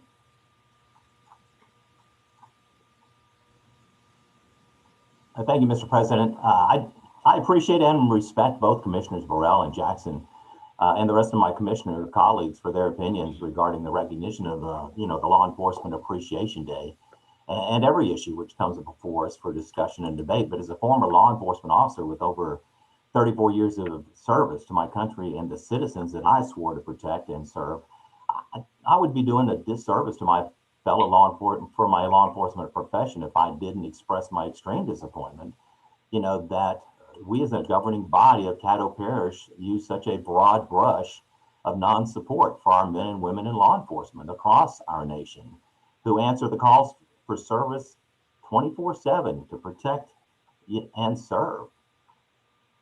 We would never disrespect our entire military because by not recognizing Veterans Day, or our entire African American community by not recognizing Black History Month, or just recently recognizing the valiant efforts of our Louisiana Guard members or any other profession or people because of questionable, undesirable actions of a few in these professions. But for us to not recognize the law enforcement officers nationwide who sacrifice their safety and the safety of their families so we might have peace in our communities, is somewhat embarrassing and I believe just not right. You know, those in uniform who don the badge every shift tell their families goodbye, maybe for the last time, because they don't know if today's the day when some radical group or media outlet or perpetrator declares that for whatever reason, they are public enemy number one. You know, you count yourself fortunate that you or a family member have not had to call the police or the sheriff because you were robbed or your home or business was burglarized or a prowler entered your home while you slept, or perhaps you or a loved one was assaulted by someone coming out of the shadows from a place that you thought was safe. For those who found themselves cowering in fear, feeling helpless or violated, but were later protected, saved, or comforted by the arrival of members of the Thin Blue Line, their story is quite different. Every citizen, regardless of race, religion, color, creed, or socioeconomic background in my profession and my experience gets the same response to any call for help. Because that police dispatcher, who is also a member of law enforcement, on the end of the 911 phone line only hears one thing: you need help and are in distress, and their response is, we're on our way. You know, sometimes in military combat, as Commissioners Epperson and Chavez well know, often we are outnumbered. And the same goes for on the battlefields of our streets, which is why, despite our differences and preferences as people, peace officers are there for each other, and we don't apologize for it. It's a brotherhood and a sisterhood like no other, because we offer our lives without reservation or hesitation in exchange for your safety. We don't leave each other behind. We support each other when we're right, and we defend each other in the heat of battle. We love the integrity of our profession enough to call each other out when one disgraces our oath, our badge, and most importantly, the public's trust, especially when one brings shame upon those who paid the ultimate price for doing it right. The recognition of National Law Enforcement Day has passed, but the daily sacrifice, dedication to duty, and willingness of the men and women in this profession remains steadfast to be there when we call, to do the things that we don't want to do, and to stand between the battle lines of good and evil. Their recognition is in the lives they touch each day. In my opinion, that's why they deserve our respect and gratitude. And I'll leave you with Matthew 5:9. Blessed are the peacemakers, for they will be called children of God. And Psalm 82, verses 3 and 4. Give justice to the weak and the fatherless. Maintain the right of the afflicted and the destitute. Rescue the weak and the needy. Deliver them from the hand of the wicked. Thank you, Mr. President. All right, thank you. I see no other commissioners. So, Commissioner Chavez, your hand up. Thank you, President. Yes, sir. I just want to address a couple of things. I heard my name mentioned a few times. To clear up the confusion on the National Police Day,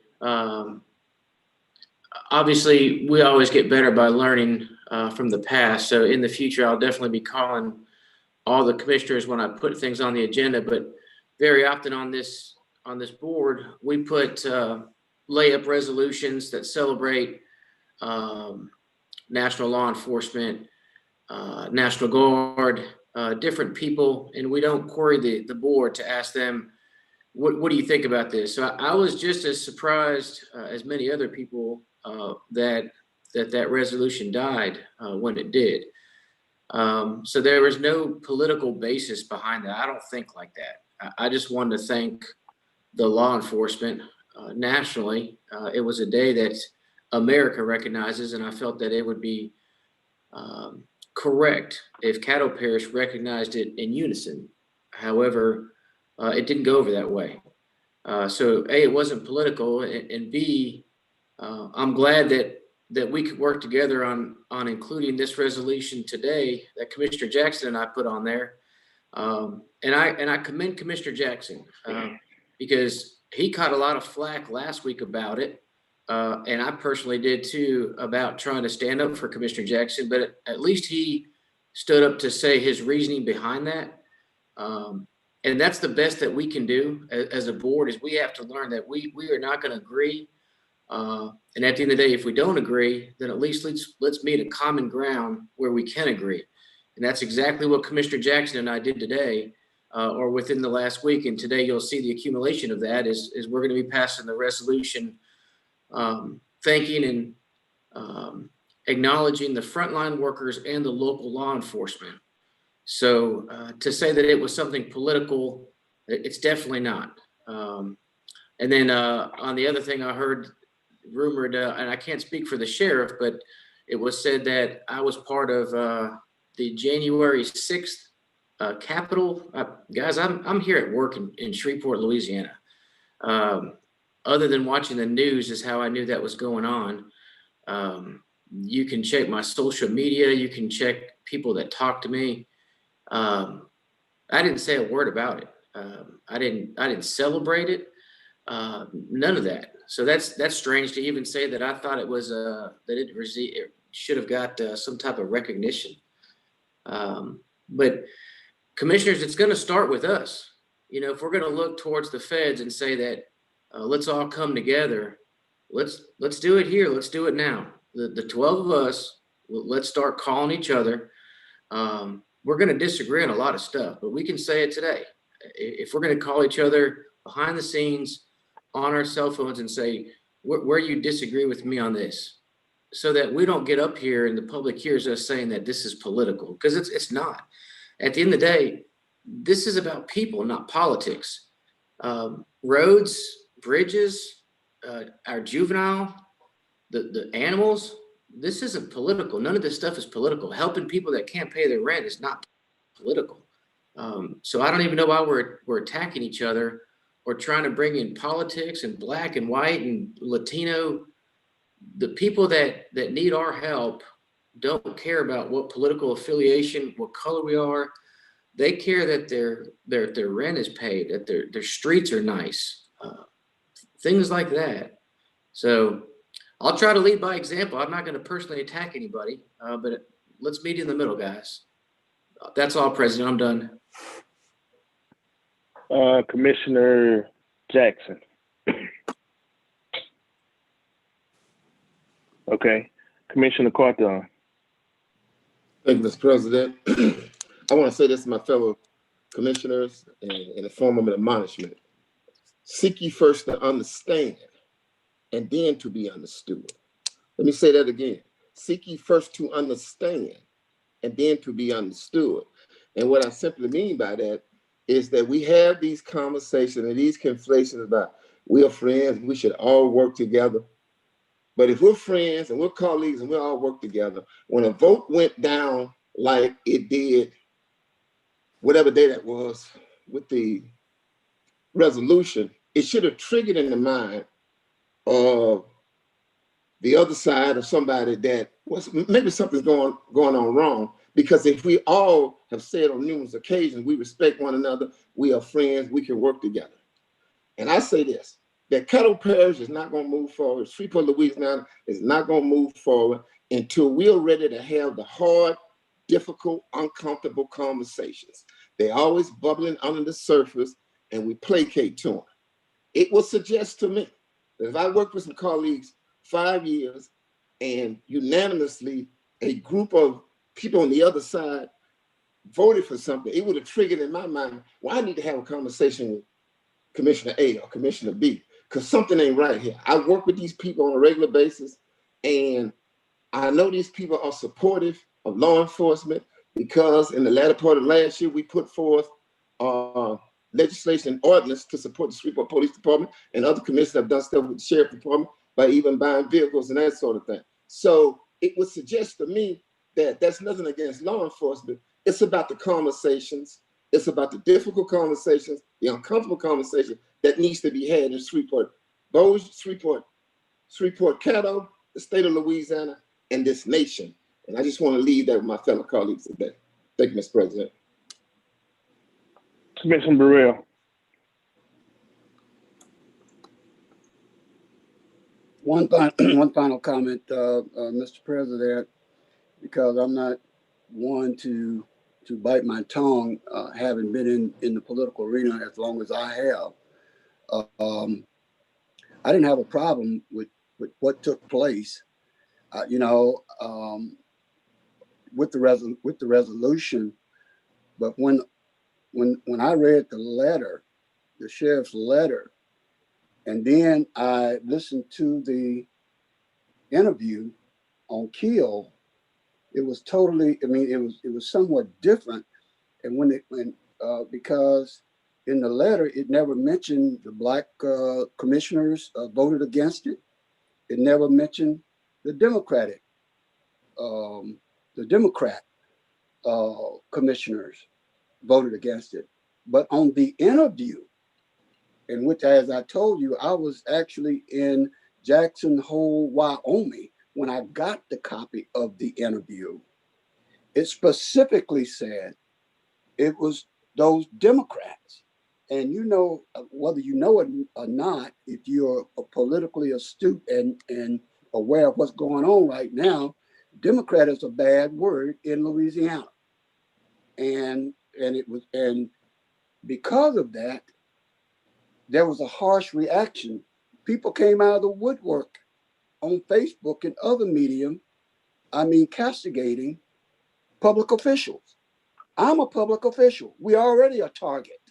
We are targeted by some of everybody, especially a lot of these know-nothing magazines out here. But I don't like that either, because I work hard for my reputation. And my reputation is all that I have when I don't have any money. My dad always said, your name is the greatest thing that you can have. When you don't have no money, you got your name. And I guard it very carefully. And I don't like, when my name is tarnished unduly. If I do something, if I vote different from what somebody want me to vote, nothing wrong with picking up the phone and I explain mine. I don't have a problem with that. And I'll stick by it normally, unless I see myself as being wrong, and then I'm a man enough to apologize. But I just didn't like the way that came off, because a number of people came after me on Facebook, and I even got a call saying, why don't you support the law enforcement? Well, hell, I do support law enforcement. I got people in my family that law enforcement. But when you have people that go wrong and go rogue, you can't cover up for them. As Commissioner Hopkins said, Calaferio said, you have to call them out. If that's your brotherhood, then you get them straight or get them out, because it reflects on you. You are your company. So with that said, Mr. President, that is kind of my sentiments on that issue. Thank you. Thank you, Commissioner Burrell. I see no other commissioners for communiques. Next item.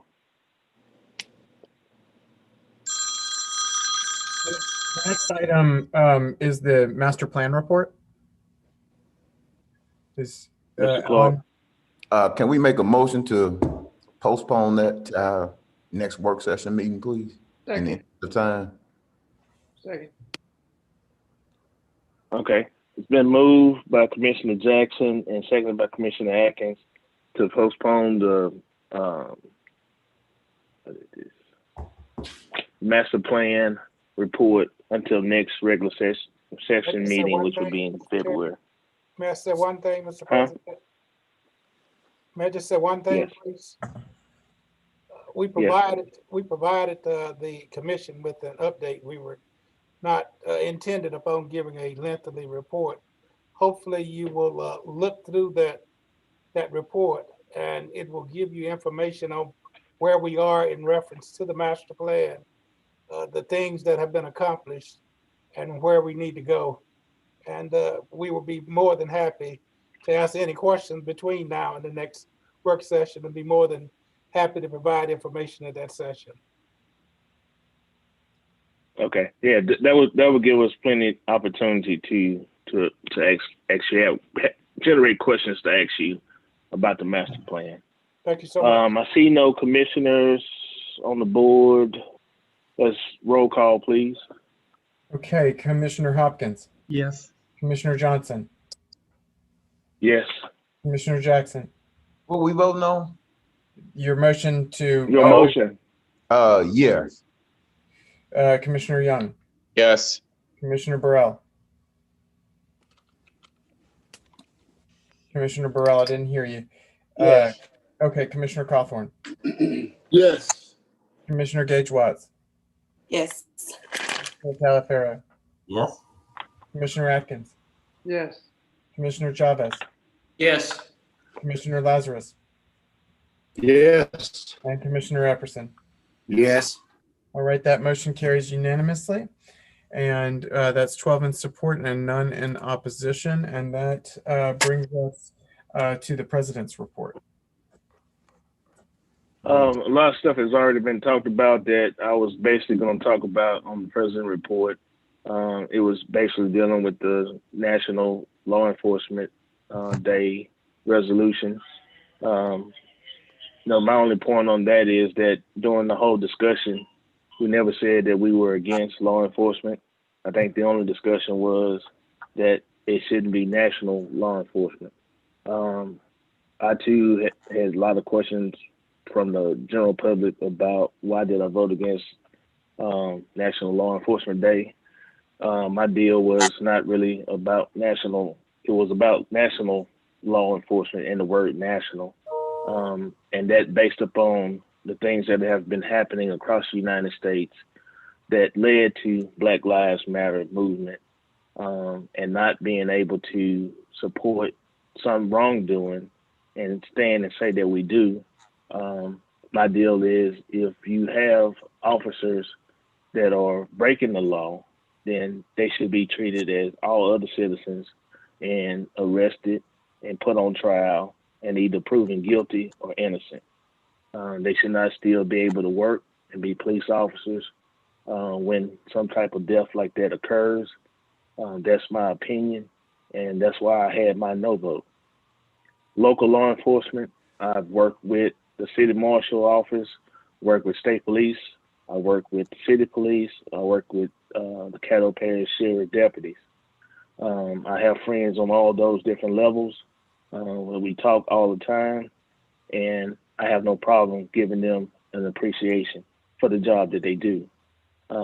We all know that, you're going to have some bad apples, but if I willingly and knowingly know that there are bad apples nationally, then why should I support that like that?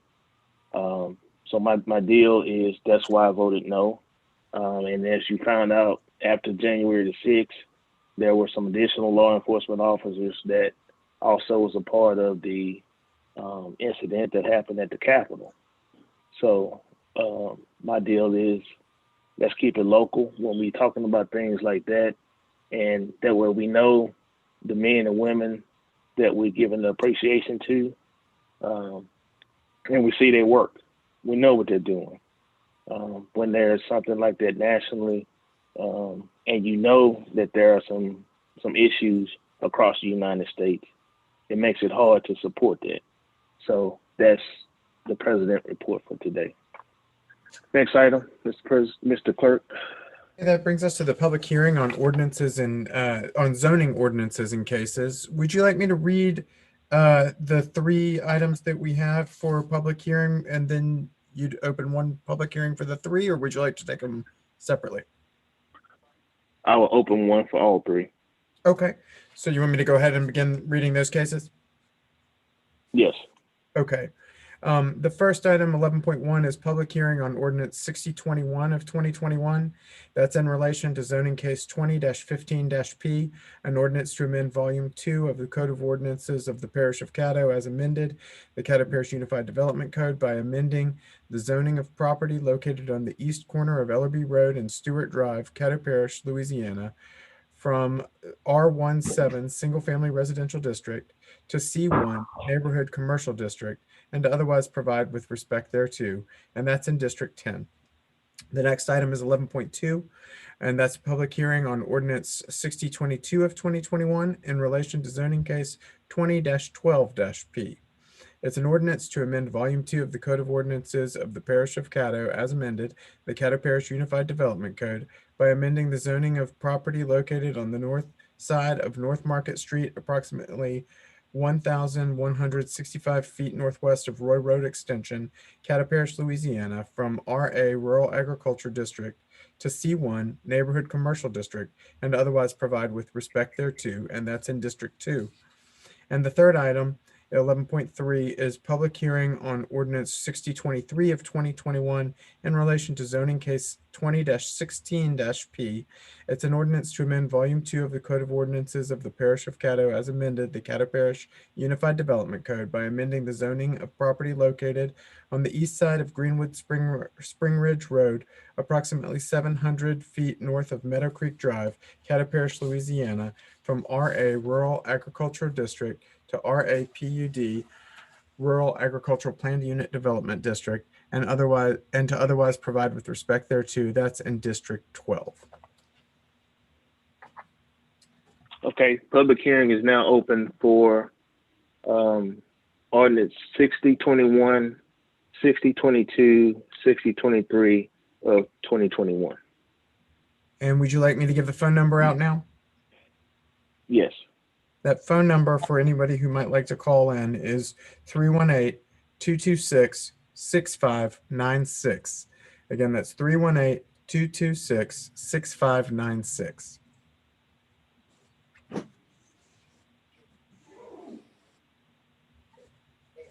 We'll give them a few seconds. If we don't have any calls, then you did have one that somebody wrote. We did. We had that you read earlier. We did. We had the one that I read under public comments. All right, and that one was which case, and was it for or against? Yeah, that one was for case number, let's see, 20-16-P. That's the one on Greenwood Spring Ridge Road.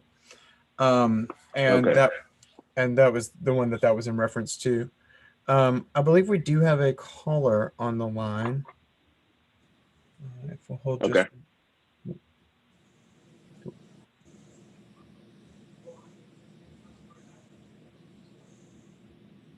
Michelle, do we still have a caller on the line?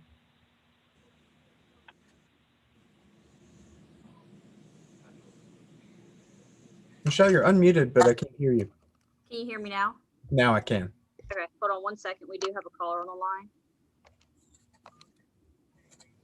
Hello, ma'am. Okay, I'm going to go ahead and put you on speaker. Go ahead and state your name for the record. You can go ahead with your comment. Okay, this is Jacqueline Woodson. First and foremost,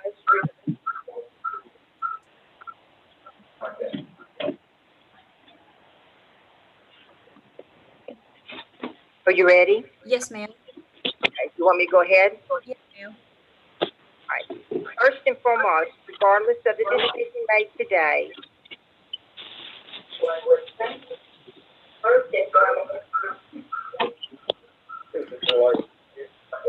Ms. Whitson, you may want to mute your. Ma'am, we're getting feedback, so you may want to mute your other device that's playing the meeting. That way there's no back and forth. okay. Wait just a minute. I'm going to go into a different room. Okay. Yes, ma'am. You ready for me now? Yes, ma'am. Okay. First and foremost, regardless of the decision made today, we want to thank the commissioners for graciously listening to our concerns and communicating with us professionally and promptly. We realize and are appreciative of the responsibilities and sometimes burdens carried with your position. Next, we wish to reiterate and emphasize our hopes that public opinions from those who do not have a vested interest in this matter will not be considered. We are speaking of the comments posted on social media, letters written to the commissioners, and published newspaper articles from those who, by their own admissions, have benefited from free services. We take exception to that fact and to the poorly hidden attempt to place pressure on the commissioners.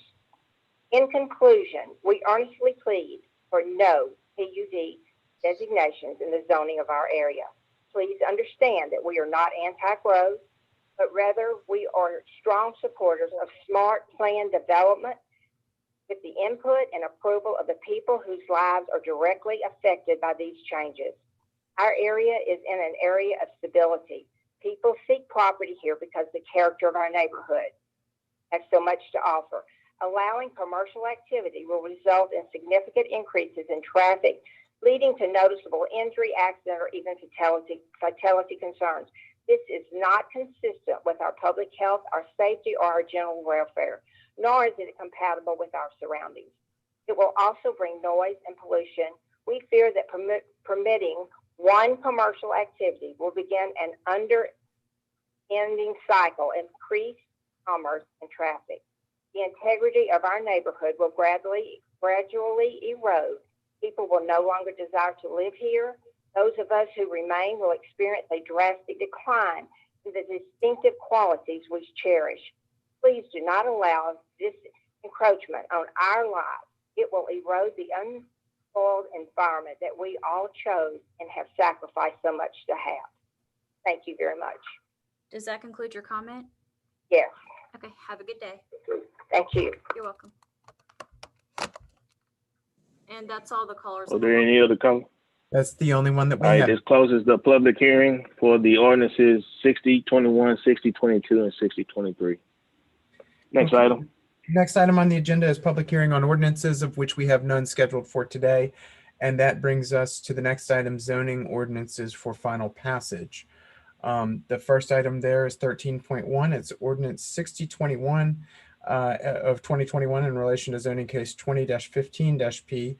It's an ordinance to amend volume 2 of the Code of Ordinances of the Parish of Caddo as amended, the Caddo Parish Unified Development Code, by amending the zoning of property located on the east corner of Ellerby Road and Stewart Drive, Caddo Parish, Louisiana, from R17 Single Family Residential District to C1 Neighborhood Commercial District, and otherwise provide with respect thereto in District 10. Did you want to take these up one at a time? Yeah. Yes. Yes. Move to approve.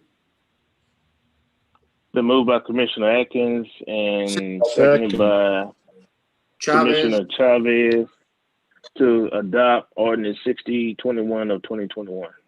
Sorry, Commissioner Chavez, I was waiting for you. I said it, but I was on mute. And then I was like, I wonder why he can't hear me. But I appreciate you. I can speak on it if you'd like, Chairman. Yes, you don't.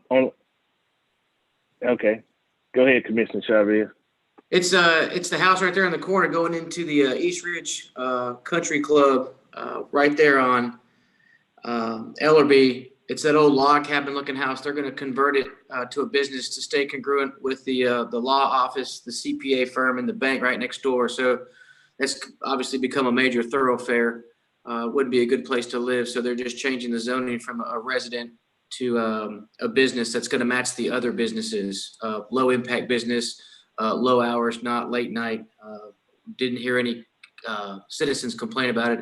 Everybody seemed to be in favor. So I would ask for a favorable support. Thank you, commissioners. You know the commissioner's roll call. Commissioner Hopkins. Yes. Commissioner Johnson. Yes. Commissioner Jackson. Yes. Commissioner Young. Yes. Commissioner Burrell. Yes. Commissioner Cawthorn. Yes. Commissioner Gage Watts. Yes. Commissioner Talaferro. Yes. Commissioner Atkins. Yes. Commissioner Chavez. Yes. Commissioner Lazarus. Yes. And Commissioner Epperson. Yes.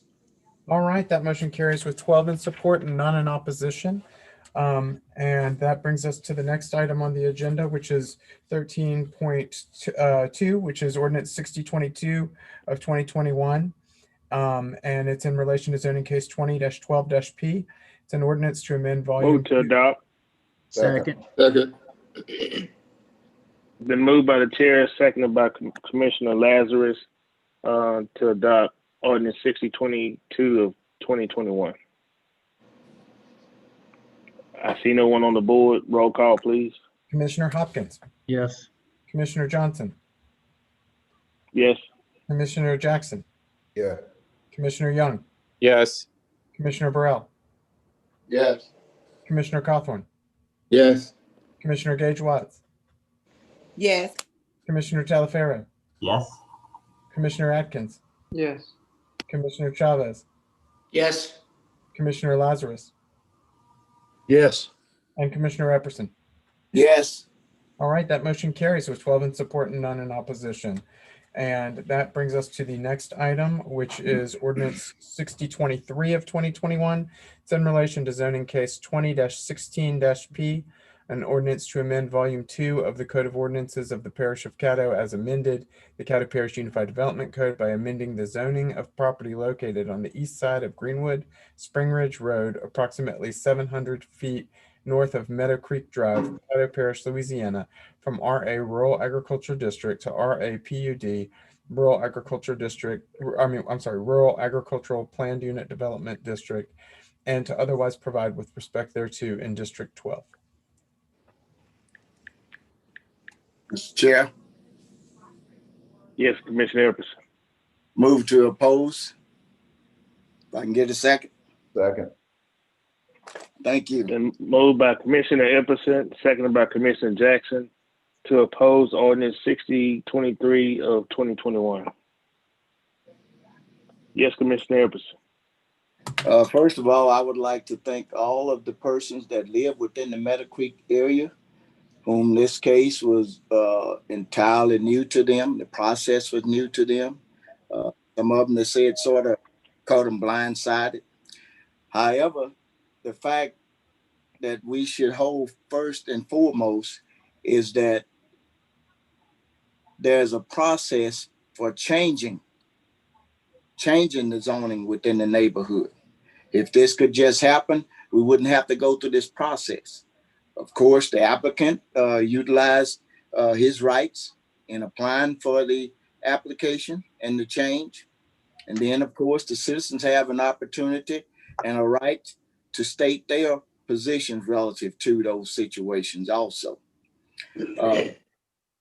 As I stated, everyone was very cordial. There were some things that were said, by me that I did not mention, that I don't fool with all that Facebook and direct emails as far as negativity is concerned. However, my integrity, my credibility, and my honor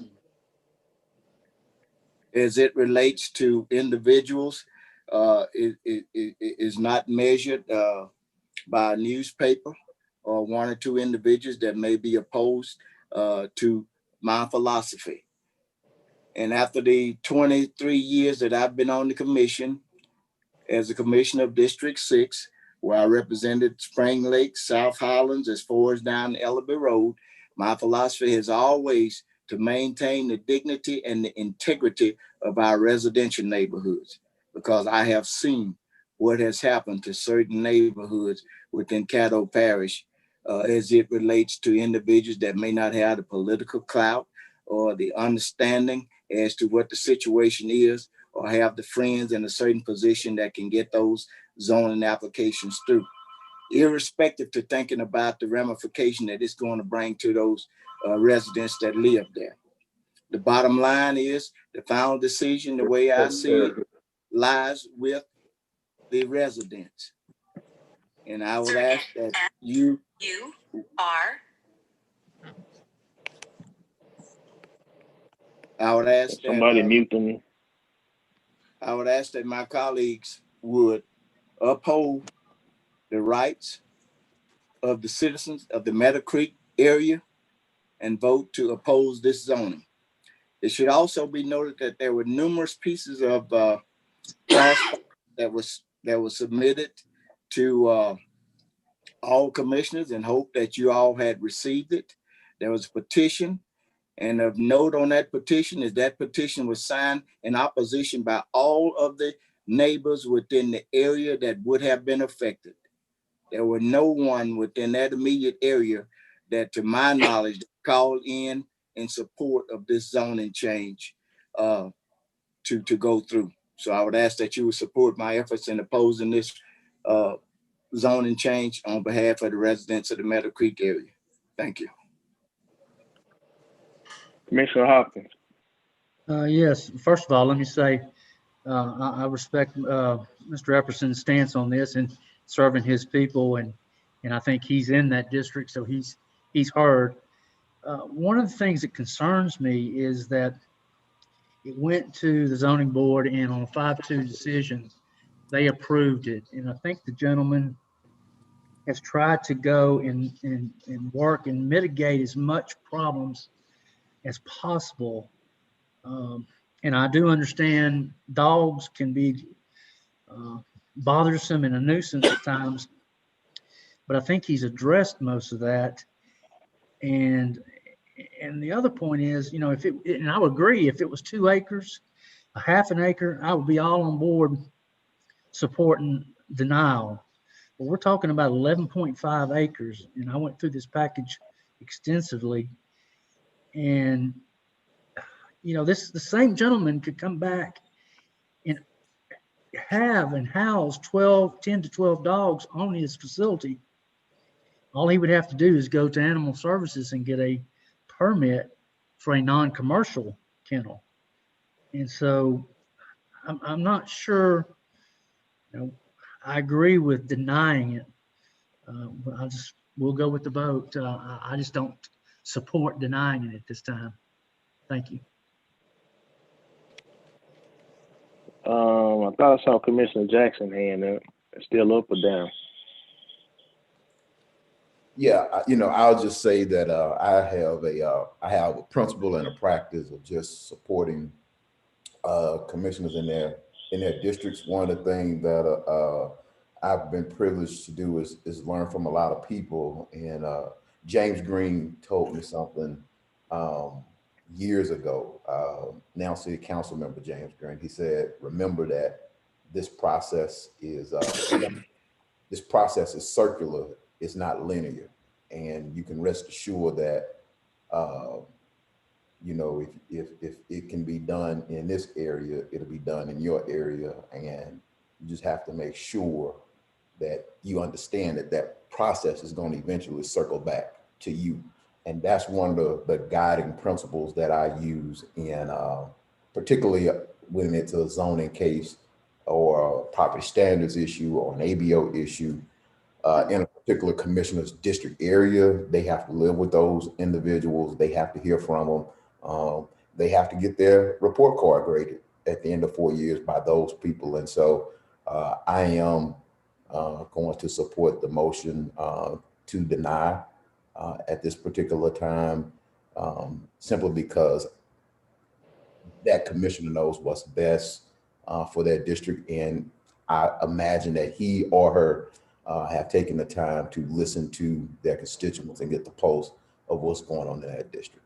So just want to always remind us that, you know, this could be one of us at any given moment advocating for our district. Thank you, Mr. President. Okay. Don't see any other commissioners. Roll call. Commissioner Chavez's hand up, sir. Thank you.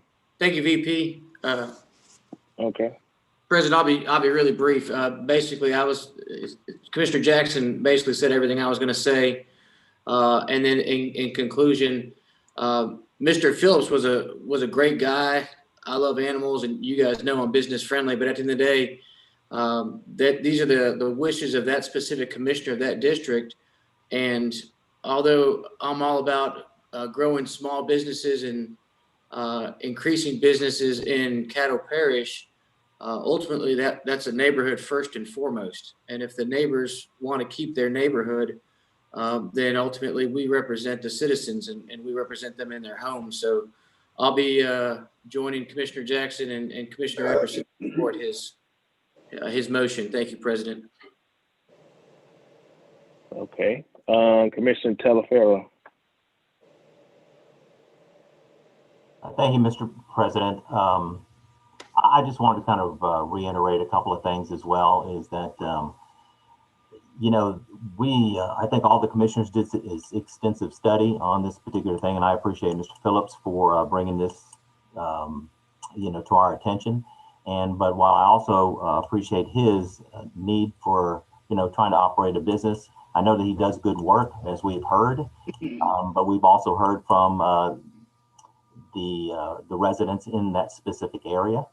And while I do believe that if he was allowed to have that business there, it would flourish, and he would do everything within his power to ensure that the situation was the dogs were kept from barking, and everything that he could do to be a neighbor's wishes he would do. But I believe this would be a good business for the surrounding area, and again, I think he would do the very best that he could to thrive in this location.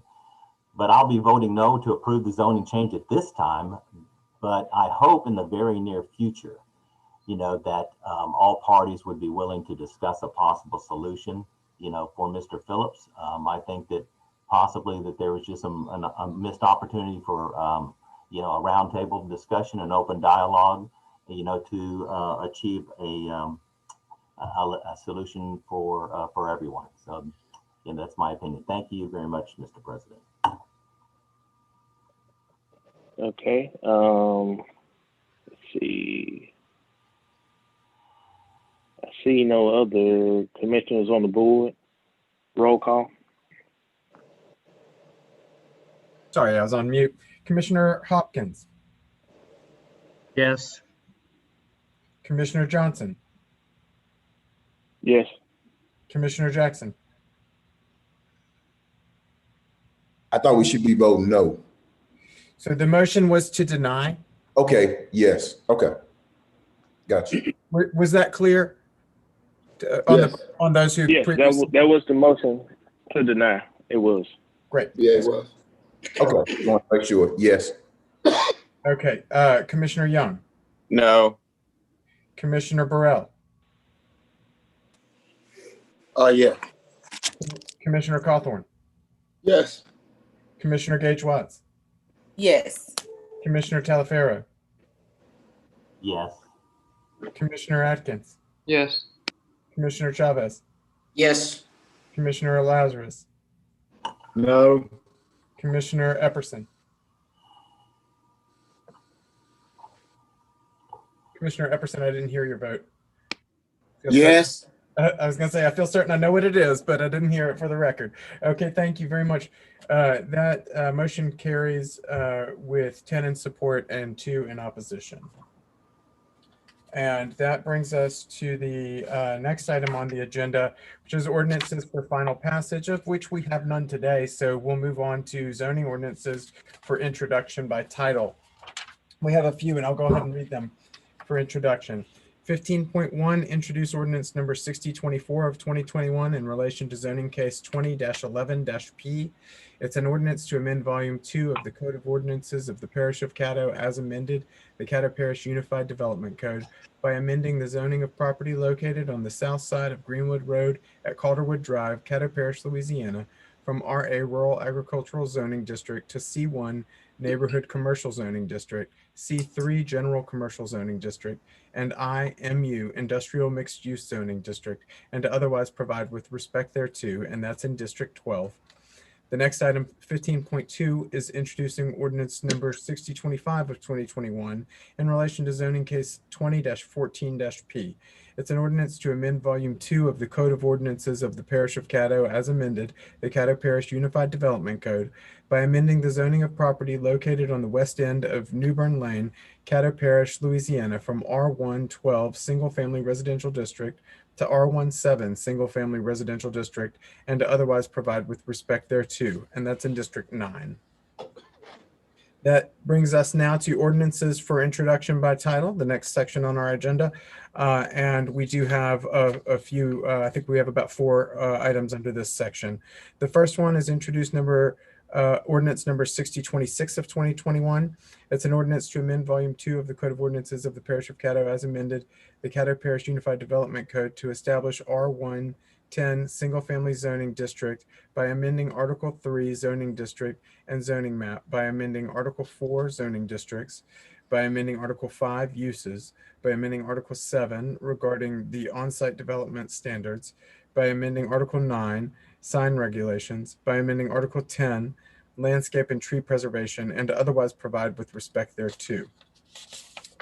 And the next item is introduce number ordinance number 6027 of 2021.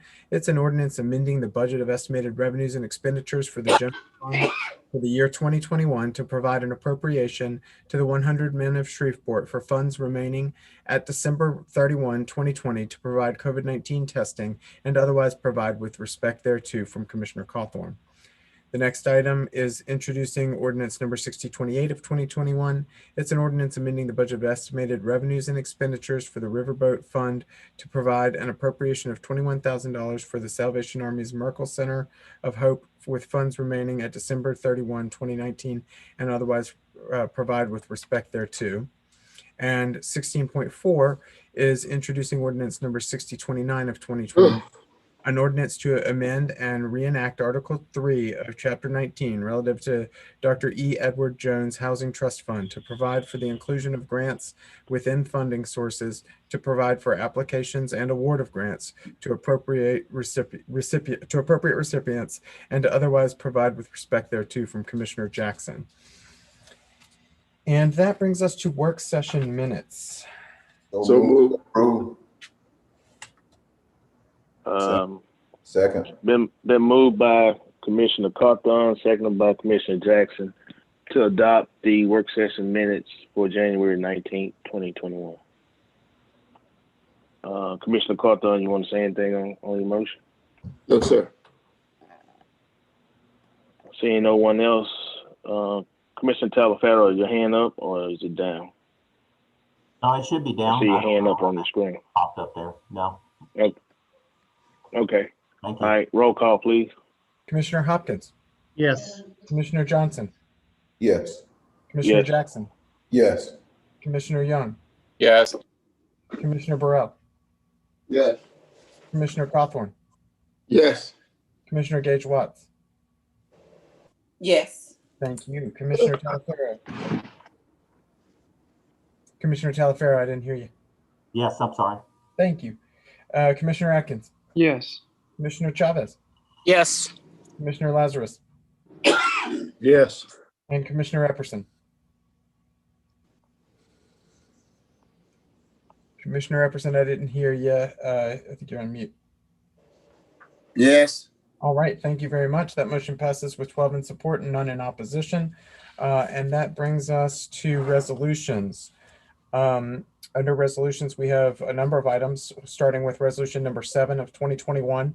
It's a resolution to authorize the Caddo Parish Administrator to approve the assignment, bill of sale, and conveyances of state agency leases 20131, 20133, and 20134 to Empower Resources Incorporated and otherwise providing with respect thereto. And that's in District 11. So move. Second. Second. Moved by Commissioner Gage Watts, seconded by Commissioner Atkins, I believe I heard first. I'll yield to Ed Lazarus. Commissioner Lazarus followed.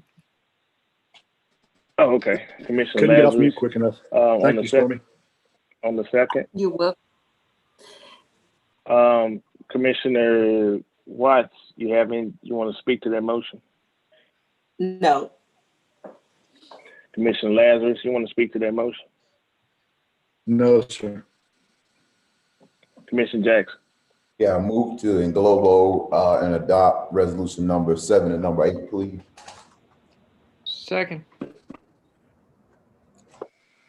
It's been moved and second to englobo and adopt resolution 7 and 8. Commissioner Jackson, you want to speak to that motion? No, sir. Commissioner Epperson. Yes, administration, are the leases 320 and 1,500 to 2,000 on the energy leases? Commissioner Epperson, I think you're right. Mr. Whittington is on the call. Let me make sure I'm giving you the right answer. Okay. Jimmy? Mr. Whittington? That's okay. I won't hold it up. Okay, that's fine. Thank you. I'll double check and let you know. Okay.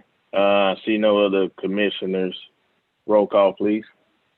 Commissioner Hopkins. Yes. Commissioner Johnson. Yes. Commissioner Jackson. Yes. Commissioner Young. Yes. Commissioner Burrell, Yes. Commissioner Cawthorn, Yes. Commissioner Gage Watt, Yes. Commissioner Talaferro, Yes. Commissioner Atkins, Yes. Commissioner Chavez, Yes. Commissioner Lazarus, Yes. and Commissioner Epperson. Yes. All right, thank you all very much. That motion carries with 12 in support and none in opposition. And that brings us to resolution number 9 of 2021. Resolution authorizing entities to administer the COVID-19 emergency rental assistance program for the parish of Caddo and to otherwise provide with respect thereto, from Commissioner Jackson. Move to approve. Second. Been moved by Commissioner Jackson, seconded by Commissioner Epperson to adopt resolution number 9. Commissioner Jackson, you want to speak to your motion? Oh, we don't have to. Okay. Commissioner Atkins. A question for Commissioner Jackson. Is this the one that you were going to talk to administration about having the ultimate authority to administer? Yes. Thank you, Commissioner Atkins. I thank you, Commissioner Commissioner Atkins. I'd like to make an amendment to amend and approve with the addition of the language that the parish administrator shall have the flexibility to make reasonable and necessary changes to implement a successful program. Second. It's been moved and second in the substitute motion by Commissioner Jackson and seconded by Commissioner, I think that was Epperson. Yes, sir. To amend the motion to make it that the parish administrator can have the flexibility to make this a successful program. In so many words. Yeah. You want to speak to that motion? Yeah, sure. Thank you. And this has come from having conversations with administration. We recognize that, and as I explained to Dr. Wilson and Ms. Bryant, is that the rules will change. That is typically how the federal bureaucracy works. It's called the administrative rulemaking process. And so they'll roll something out and the rules will change, the rules will change, the rules will change as you go. And so I don't want the administration or anybody to feel like they're being locked or boxed into anything. All we're doing is establishing a framework for which they can start to work from and then go from there. So this gives them the flexibility to do what they need to do to give us a successful program for Caddo Parish residents. Thank you. Commissioner Cawthorn. Hey, I thought I had taken that down, but he explained essentially what I said and communicates earlier, giving the administration the ability to quarterback the deal. Thanks. Okay. Commissioner Watts. Thank you, Mr. President. Does that also include adding additional organizations? It gives them the ability to, the flexibility. If they see that there's a need to add additional organizations, they can go out and they can add. If they need to subtract, they can subtract. So it gives them that level of flexibility. Thank you, sir. That's it, Mr. President. Okay. I guess this is to legal and administration. Don't y'all already have that authority on things? Yes. Hey, Attorney Fraser, would you like to address that, please? Commissioner, basically, I'm a little confused because, first of all, there are monies or amounts listed in the resolution. So you all cleared some things up for the public earlier. So I would like to make it clear that you cannot appropriate or allocate monies via a resolution. And so I want to make sure that that is understood, so nobody walks away thinking that money will be dispersed as is outlined on that chart, because there are also questions as to whether or not some of those expenses could be paid based on the regulations as they exist now. As it was said earlier, they may change, but from what we know now, there's a question as to whether those items listed in those amounts can be paid.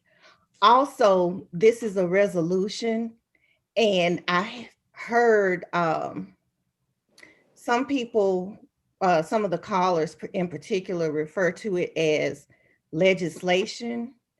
And I think that may be a little misleading because per the charter, a resolution is to express an opinion from the commission. There is no legal authority to actually appoint any of these organizations or any other organization via the resolution. So this is an opinion that the commission is giving to the administrator that he may take and he may not. So I want to make sure that everybody understands that aspect of it as well. And so, yes, I mean, any other organizations could be asked to help administer the program, but the parish would be the grantee. I heard, and as I've read the regulations, sub-grantees are not allowed. So no one else will be administering the program other than the parish at this point. And as she said earlier, nobody else will be administering the funds or paying the funds other than the parish. Okay, so based on that and based on what I think I heard earlier is as individuals go to, well, we'll ask some organizations to help and assist in doing the program. And they will share in the application process. But from what you just said and what I heard Haley say earlier is, and that's what I asked that question about, no sub-grantees. So basically, the application will be filled out with the help of the organization. The parish will then do the prioritizing and issue the checks. And so the organizations will basically just be in a administrative role. And not one that will be holding money to issue checks out to the end user. That is correct. And it may be even a stretch to say administrative, because basically what organizations it's contemplated now, they will be assisting applicants, and that may be it. Well, that's what I'm calling an administrative role, because they're going to be helping the end user with the application, make sure that it's done right and consistent. And then those applications will be turned into the parish to prioritize, and then the checks will be cut from that, from the parish to the utility company and the property owner. Correct. And in some cases to the individual, but then that's some additional steps that would have to be taken from what Haley said. Correct. Okay. Commissioner Jackson, see your hand up. Yeah. Thank you, Attorney Frazier. Yeah, didn't we, first of all, this was put in a resolution because I didn't want to just make it an action item. Okay. And I see some trickery going on. This could have just been placed on here as an action item and just left it blank. But just a few weeks ago, we authorized the parish administrator to select a audit company. We authorized the parish administrator to select someone to administer the Caddo Community Action Agency grant. Last year, we authorized the parish administrator to recognize Juneteenth as a holiday. So I don't buy the notion that this is just a piece of paper with meaningless words, or this is just some statement or expression. What we don't do is we don't tie the hands. This resolution wouldn't tie the hands of the parish administrator to do anything that would conflict what the guidelines are that's coming from the U.S. Treasury. So I just want to be clear that this body, and I'm an institutional person, I'm an institutionalist, and I'm about protecting this body. So separate and apart from this legislation, when we pass resolutions that authorize, then those things should be taken seriously, because we are the legislative body of this parish. And I have said that since I've joined this body, is that there's this notion that there's some veto power over what we have to do. And so I think a lot of people kind of got in a flurry when they saw dollar amounts assigned. The dollar amounts is for the areas covered. I have never said that this would be an appropriation tool. Where is that coming from? Not even in my conversations with the administration did I say this was an appropriation tool. I don't know where this is coming from. I wish people would stop making things up and stop putting words in my mouth. Stop misinterpreting what's going on. This sets forth a legislative framework that the legislative body, the Caddo Parish Commission, would like to begin from. And the reason why I talked to Dr. Wilson all day yesterday, and I talked to him this morning and asked him, was he okay with this amendment? He said yes.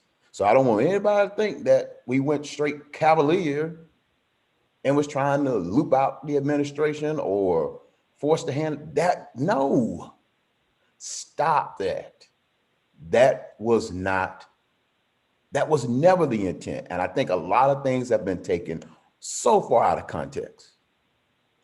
And it almost makes you want to just say the next tranche of money come down here, just send the money, because the notion that Caddo Parish is the only ones that can get it is not right.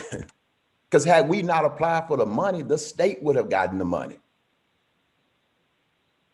I'm still looking at the guidelines and I'm trying to see where it says, where it prohibits subgranting, because I haven't seen that in the guidelines. But I'm not here to try to convince people that that is the case today. What I'm saying is we're setting forth some legislative intent, some legislative framework, and the parish administrator, as I had told him and the assistant administrator, is I think that they're capable and competent to set up a successful program. We have always said that we leave those things to them. I'm not here today to try to figure out what the application process is going to be. That's what we pay them to do. That's what we expect. That's what we hold them accountable to do. I have never said that money needs to leave out the door next week. That never said that. So there seems to be this hysteria that's been created. And Dr. Wilson, I'm not here to go back and forth, word for word, with staff about it. That's not what I do when I put legislation together. Because I do reach out to y'all, don't I? Yes, you do. And this is the first that I've heard of being puzzled. Doc, this is the first day. Yes, sir. And how do you work on the legislation? And how do you craft the legislation and you puzzle? Commissioner Jackson, we just answering the question that was asked. I understand, but if you were talking, let me speak. I still got the floor. Okay, go ahead.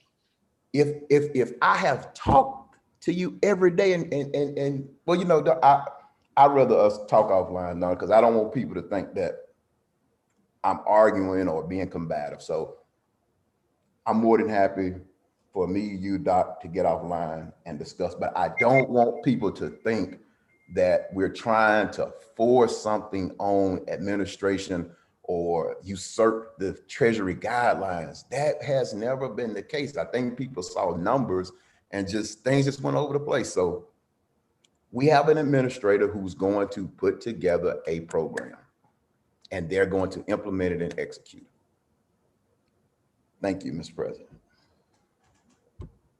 Attorney Frazier, I see your hand. Yes. What I wanted to address is I'm not addressing anything that has been said by the commissioner or administration.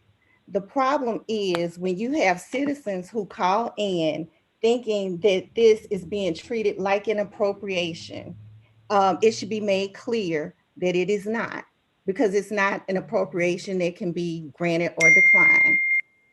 Thank you. And the second thing that I wanted to address was what the legislation that ended up on the agenda was not the one that I created, because the one that I created didn't have any numbers, if my recollection serves. So to see numbers, and particularly to look at the numbers and see for things that may not be reimbursable, such as the translators, eviction assistance, that kind of thing, and knowing that we can't do sub-grantees or what we've been told. We are asking the Treasury Department directly for clarification, but we can't sit here and tell you or let you think or let some piece of paper appear on the agenda indicating something that we've been given notice might not be the case.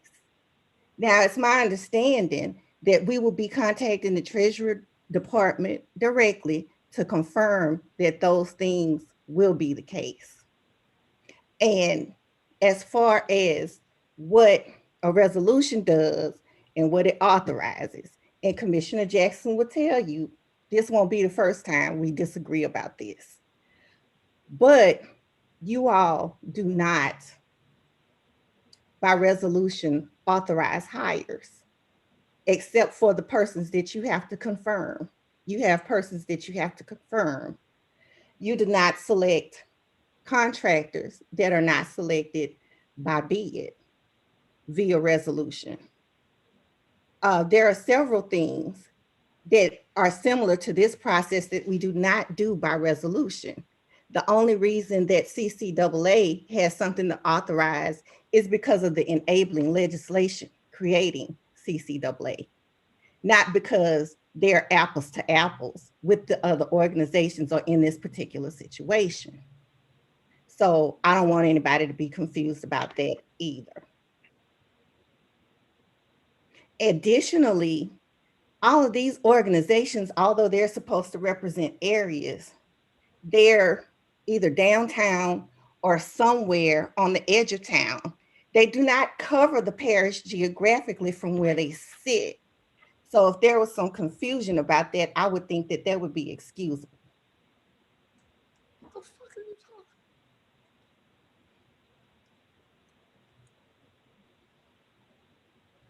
Are you finished, Attorney Frazier? I'm done. Okay. Second time around, Commissioner Jackson. Well, first of all, where the organizations are located, they provide parish-wide services, okay? And I don't choose where they sit or where they are. But again, we just authorized the administrator to contract, or we authorized when we set up the deal for the auditing is we authorized the administrator to make that choice. We authorized bond counsel. We authorized several things. So I don't want folks to think that it's a complete anomaly for us to authorize things. Whether we do, not, but those things are set up by charter for you to authorize. There are specific exceptions to that. But this is one of them that we're not authorizing the administrator to spend any money. We're tasking him with doing a project. just like we authorized him to put the box up around the monument. We authorized that. It's nothing different. And the box is up now. Nothing different. Thank you, Mr. President. I see no other. Commissioner Epperson and Commissioner Atkins, are your hands up? Both Yes, of y'all sir. on mute, so if you say. Yes, sir. Okay, so Commissioner Epperson and then Commissioner Atkins will follow. Question on the motion. Second. The question has been called on the motion and the amendment to the motion by Commissioner Epperson, seconded by Commissioner Jackson. Please restate it. Got Restate So the amended motion. Well, both of them. Shit, y'all been there so long. I forgot that- both of them. what we would be voting on All right, first. well, let me go ahead and carry this part, and then part of the question will be to restate the motion. Okay, so Commissioner Epperson, do you have anything you want to speak to that motion sir. on? No, sir. All right. Let's call for All the right. question. Okay, so in doing so, Mr. Clerk, would you restate the amended motion? Yes. So Well, no. Right now it's calling for the question, for the so we need to vote on that first. this is a call for the question, and then we'll vote on the motion that's at hand, and I'll read that after this vote. Right. Commissioner Hopkins, Yes. Commissioner Johnson, Yes. Commissioner Jackson, Yes. Commissioner Young, Yes. Commissioner Burrell, Yeah. Commissioner Cawthorn, Yes. Commissioner Gage Watts, Yes. Commissioner Talaferro, Yes. Commissioner Atkins, Yes. Commissioner Chavez, Yes. Commissioner Lazarus, Yes. and Commissioner Epperson. Yes. All right. And that brings us to the amendment at hand, which is to adopt Resolution 9 with the amended language that allows the administrator to, to act in the best capacity of the program. Are we clear on that? Yes. Okay. Commissioner Hopkins, Yes. Commissioner Johnson, Yes. Commissioner Jackson, Yes. Commissioner Young, Yes. Commissioner Burrell, Yes. Commissioner Cawthorn, Yes. Commissioner Gage Watts, Yes. Commissioner Talaferro, Yes. Commissioner Atkins, Yes. Commissioner Chavez, Yes. Commissioner Lazarus, Yes. and Commissioner Epperson. Yes. All right, that motion carries unanimously with 12 in support and none in opposition. And that brings us back to the next item on the agenda, which is resolution number 10 of 2021. It's a resolution urging NACO to adopt a policy resolution requesting the 117th Congress to amend Social Security Act to reinstate federal health care benefits for non-convicted justice involvement individuals and other with respect thereto. So move for adoption. Second. Been moved by Commissioner Jackson and seconded by Commissioner Chavez to adopt resolution number 10 of 2021. Commissioner Jackson, you want to speak to the motion? Yeah, I just think that this is something that we need to do. Congress recently enacted and restored benefits for convicted felons to receive Pell Grants. And so those are individuals who've been tried and found guilty of something.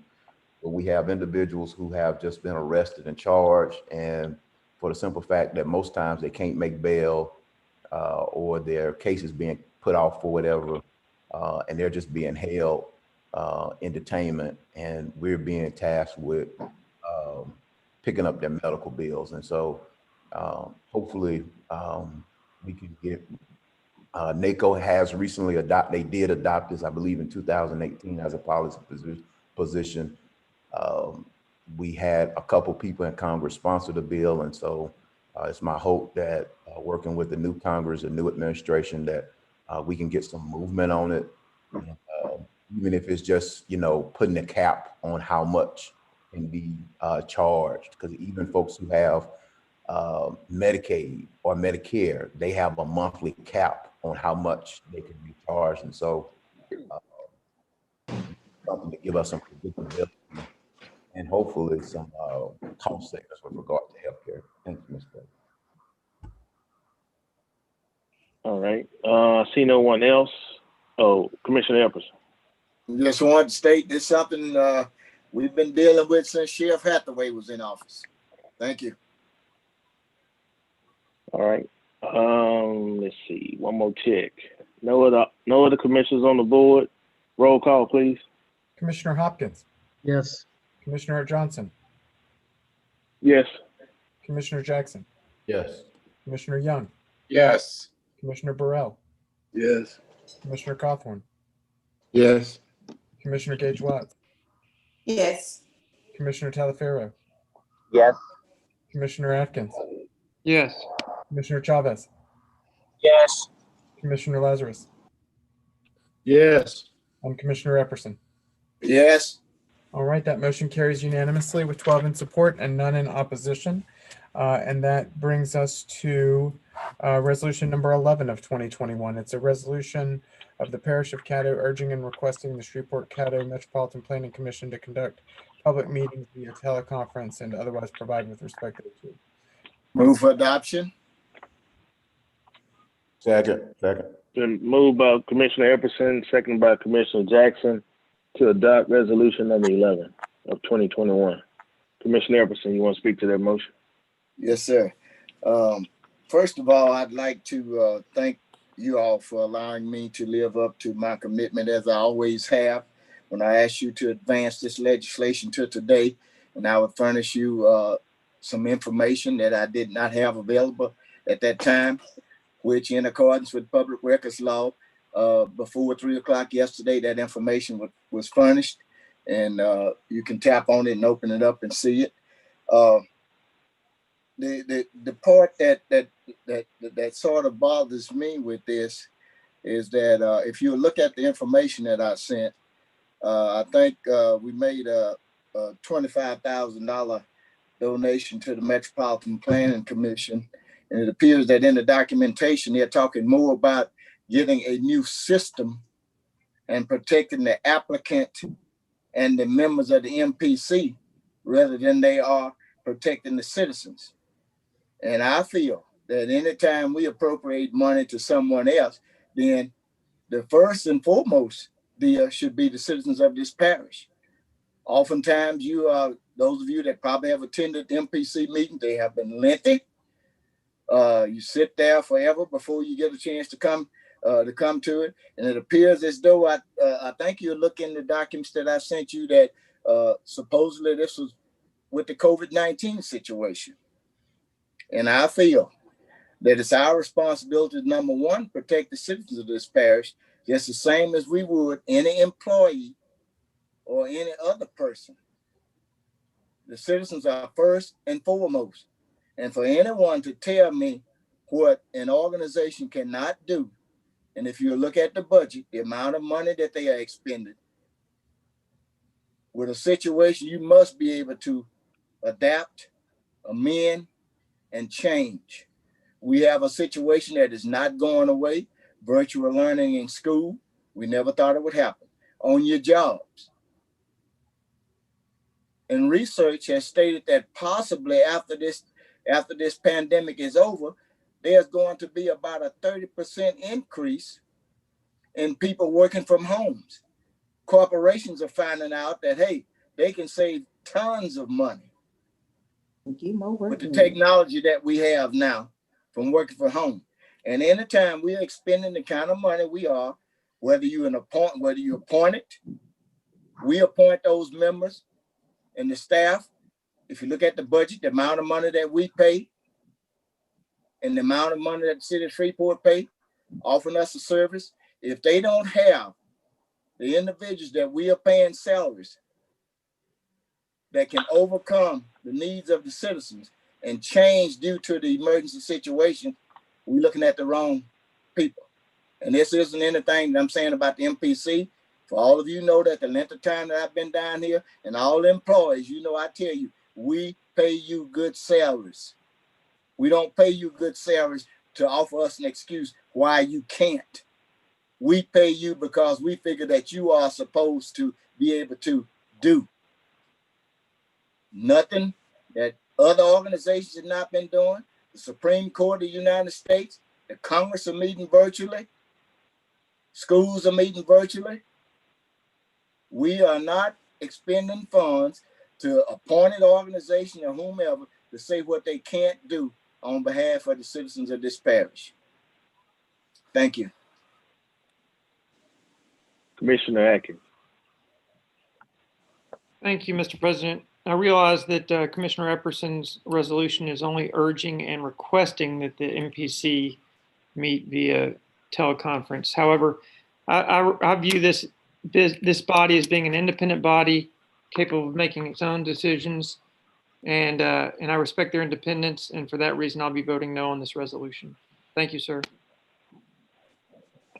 I see no other commissioners. Roll call, please. Commissioner Hopkins. No. Commissioner Johnson. Yes. Commissioner Jackson. Yes. Commissioner Young. Yes. Commissioner Burrell. Yes. Commissioner Cawthorn. Yes. Commissioner Gage Watts. Yes. Commissioner Talaferro. No. Commissioner Atkins. No. Commissioner Chavez. No. Commissioner Lazarus. No. And Commissioner Epperson. Yes. All right, that looks like we have 5 in opposition and that would, I'm sorry, 7 in support. And let's see, I believe we need 2/3 on that. No. Simple majority. No. Simple majority, I'm Simple sorry. majority. Okay, great, that motion carries. And that Next brings item. us to the next item, which is, let's see, resolution number 12 of 2021, a resolution urging and requesting the Louisiana State Legislature to authorize the use of ballot boxes and to extend the early voting period and otherwise providing with respect thereto, from Commissioner Gage Watts. So moved. Second. Second. Been moved by Commissioner Gage Watts, seconded by Commissioner Cawthorn to adopt resolution number 12 of 2021. Commissioner Watts, you want to speak on the motion? Yes, sir. Thank you, Mr. President. Commissioners, I spoke on this on Tuesday, that we are at a pivotal point in history where more voters are actively voting than ever before. It's commendable and a beginning to help our democracy flourish even more. It's advantageous for us to make sure all voices are heard. I'm sorry, I hear echo. We're obligated to provide safe options through technology, equipment, and services for our citizens by being proactive and not just reactive. Extending early voting dates and using ballot boxes are detrimental in providing equal access to voters. This could eliminate citizens going to wrong precincts, purge from voter rolls, and waiting in long lines. A plethora of states allow citizens to cast votes up until Election Day, in addition to the ballot boxes at early voting sites, as an optional service for citizens who are sick, disabled, at least 65 years old, or for those who will be out of the parish or their county during early voting or on Election Day. With limited locations for early voting sites in Caddo, these services provide additional safe options for citizens to cast their votes. Commissioners, as always, I ask for your support on passing this resolution, simply asking for provisions of an additional tool to support our voters. Thank you. Commissioner Atkins. Thank you, Mr. President. I'll be voting no on this resolution, and my objective is not to suppress votes, as some will accuse me of. My objective here is to ensure election integrity, and I believe that going to the polls and presenting IDs and being in person is the best way to preserve election integrity. So for that reason, I'll be voting no. Thank you very much. Commissioner Hopkins? Yes, on this resolution, I do support increased voting days, longer periods. And I do support us adding early voting sites, but I don't support at this time ballot boxes. And so for that reason, I'll be voting no. Okay, see no other commissioners. Roll call, please. President, I'd like to speak really quick. I have my hand up also. Okay. But Okay, my bad. All right. I see some more names now. So let's see. Commissioner Chavez, go ahead. Thank you, President. I did data security in the military, guys, and I held a secret clearance. So I actually trained a lot when it comes to security, and especially data security. So I'm looking forward to Mr. Sibley and what's going to happen this year with the additional 2 locations. I know we've done a lot last year. Definitely Commissioner Watts has been on board with pushing more voting locations, more sites, more early voting. And I think this year is going to be the accumulation of all her hard work and the other commissioners from last year. So I'd like to see what's going to happen with that first before we try to introduce some additional boxes that will lack the security that I would like to see personally. So although I do admire Commissioner Watts for continuously pushing to get more voter locations, the additional 2 early voting sites we're going to have in Caddo Parish this year, I think should be sufficient. And then we see how that plays out. And then we come back and we look at implementing some new things. So I'll be voting no, but I appreciate you and I applaud you, Commissioner Watts. Thank you, President. Commissioner Burrell. The only question I have, Mr. President, is on the voting boxes. Aren't they secured boxes? It's my understanding that these boxes are secured. Either they have a camera or something that is there that provide for security if anybody try to break in them or something like that. Maybe I'm not. Maybe I didn't understand it correctly. Mr. President, if I may answer, he is correct, and they will still have to show their identification. Okay. Well, that's thank you, Mr. President. That's what I wanted to be clear on. Okay, Commissioner Carter. Good evening, Commissioners. I want to first of all applaud Commissioner Gaze-Watts for her proactive stance in broadening the accessibility to democracy in Caddo Parish. If anything we've seen in the election of 2020, with all of the antics and nuances surrounding it, the experts in election counting and election processes said it was the safest, most above board election we've had in years. And it's a beautiful thing when you open up democracy and the access to the polls, the type of participation that you get. So in the presidential election, we had an unprecedented number of people that showed up at the polls, and some unprecedented things happened. And our democracy has stayed in place.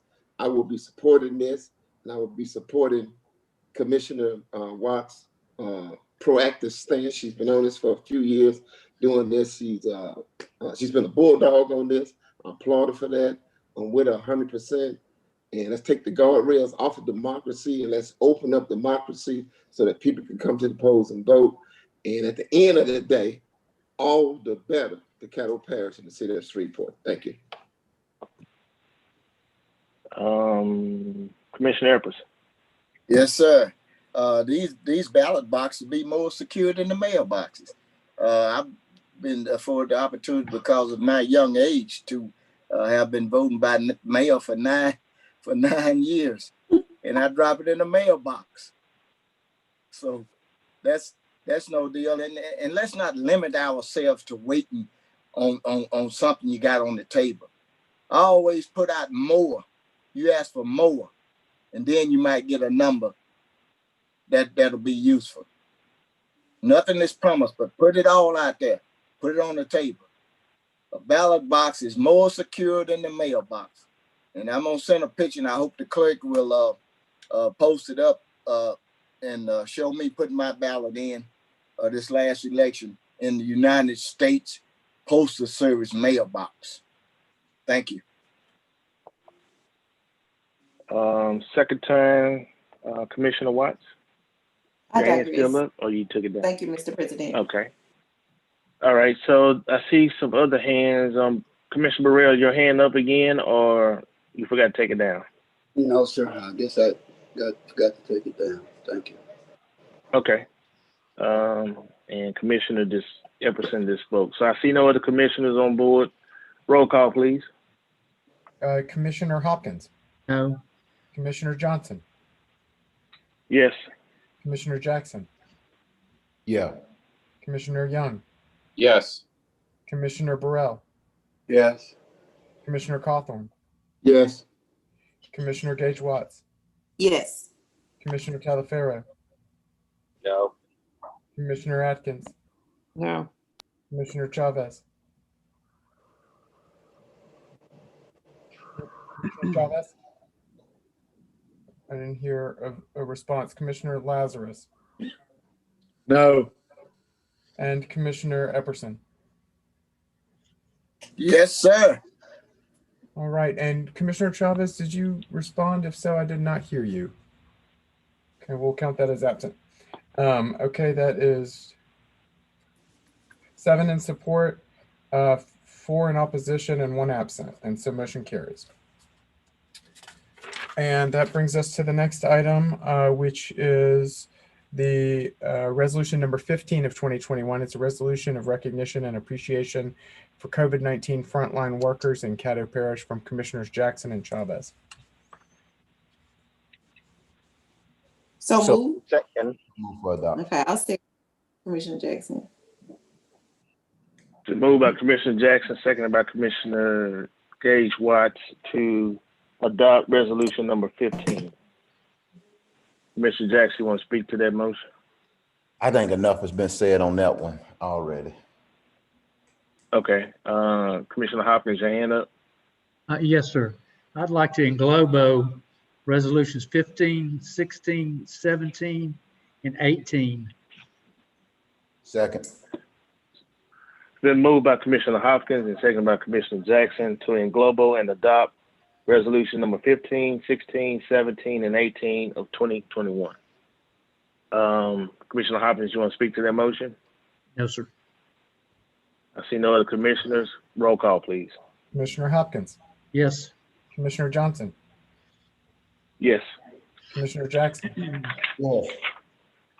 Commissioner Jackson. Yes. Commissioner Young. Yes. Commissioner Burrell. Yes. Okay, thank you. Commissioner Cawthorn. Yes. Commissioner Gage Watts. Yes. Commissioner Talaferro. Yes. Commissioner Atkins. Yes. Commissioner Chavez. Commissioner Lazarus. Yes. Commissioner Epperson. Yes. All right, that motion carries with 11 in support and 1 absent. That brings us to resolution number 19 of 2021, which is a resolution to play patriotic music at the start of commission meetings in February and March of 2021, and to otherwise provide with respect thereto from Commissioner Cawthorn. So move. Second. Second. Been moved by Commissioner Cawthorn. Who seconded? I heard Gage Watts, but Commissioner Watts, seconded by Commissioner Watts, to adopt resolution number 19. Commissioner Cawthorn, would you like to speak to your motion? Yeah, very briefly again, I put forth this resolution in the backdrop of the events of January 6th as a mechanism to reinvigorate a spirit of patriotism in the here locally within our parish, within our city, and want to only do it for a couple of months. And we have prescribed the patriotic songs that we will play, and I ask for your support. Thanks.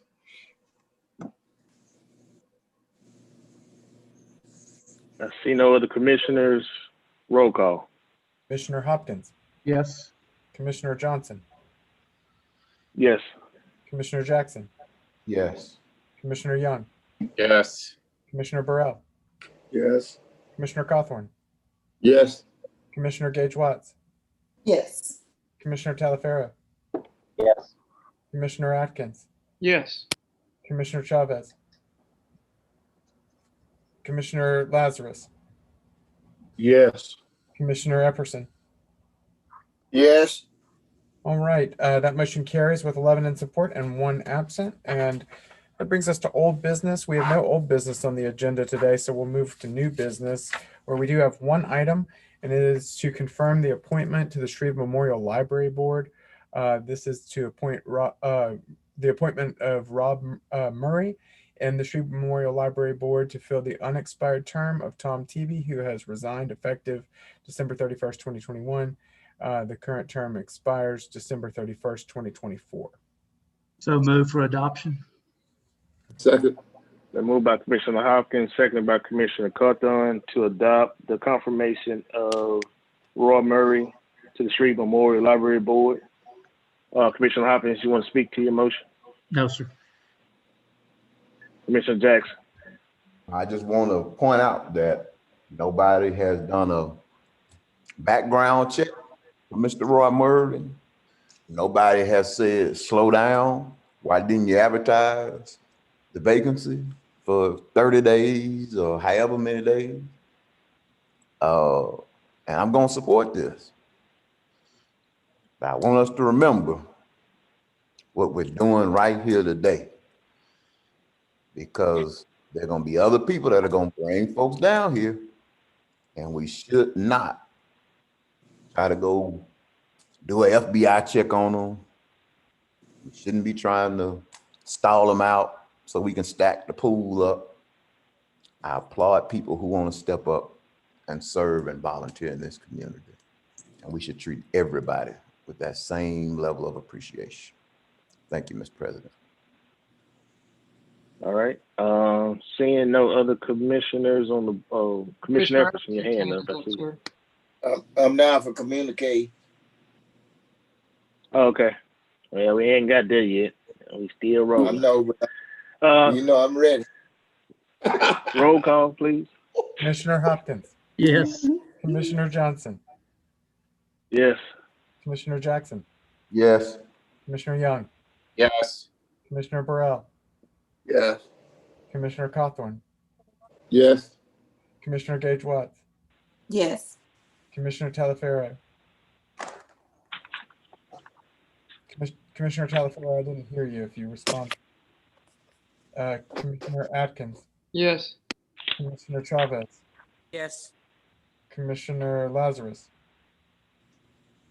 Yes. Commissioner Epperson. Yes. All right, that motion carries with 11 in support and 1 absent. And that brings us to communications and committee reports. Commissioner Epperson. Yes, sir. Mr. Clerk and Ms. Nation, did you receive my photo I sent? I have not seen the photo that you just mentioned.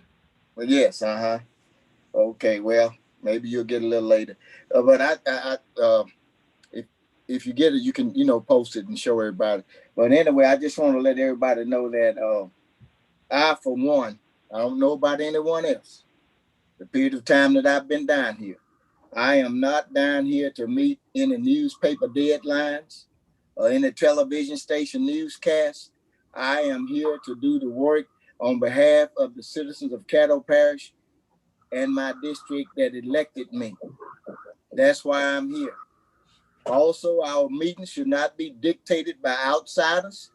We are the ones elected.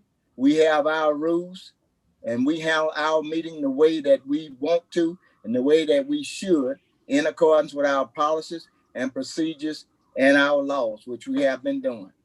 And I will say, if anybody's in a hurry, and I'm not just talking because now I'm happily retired, but I got elected in 1991 when I was punching the clock.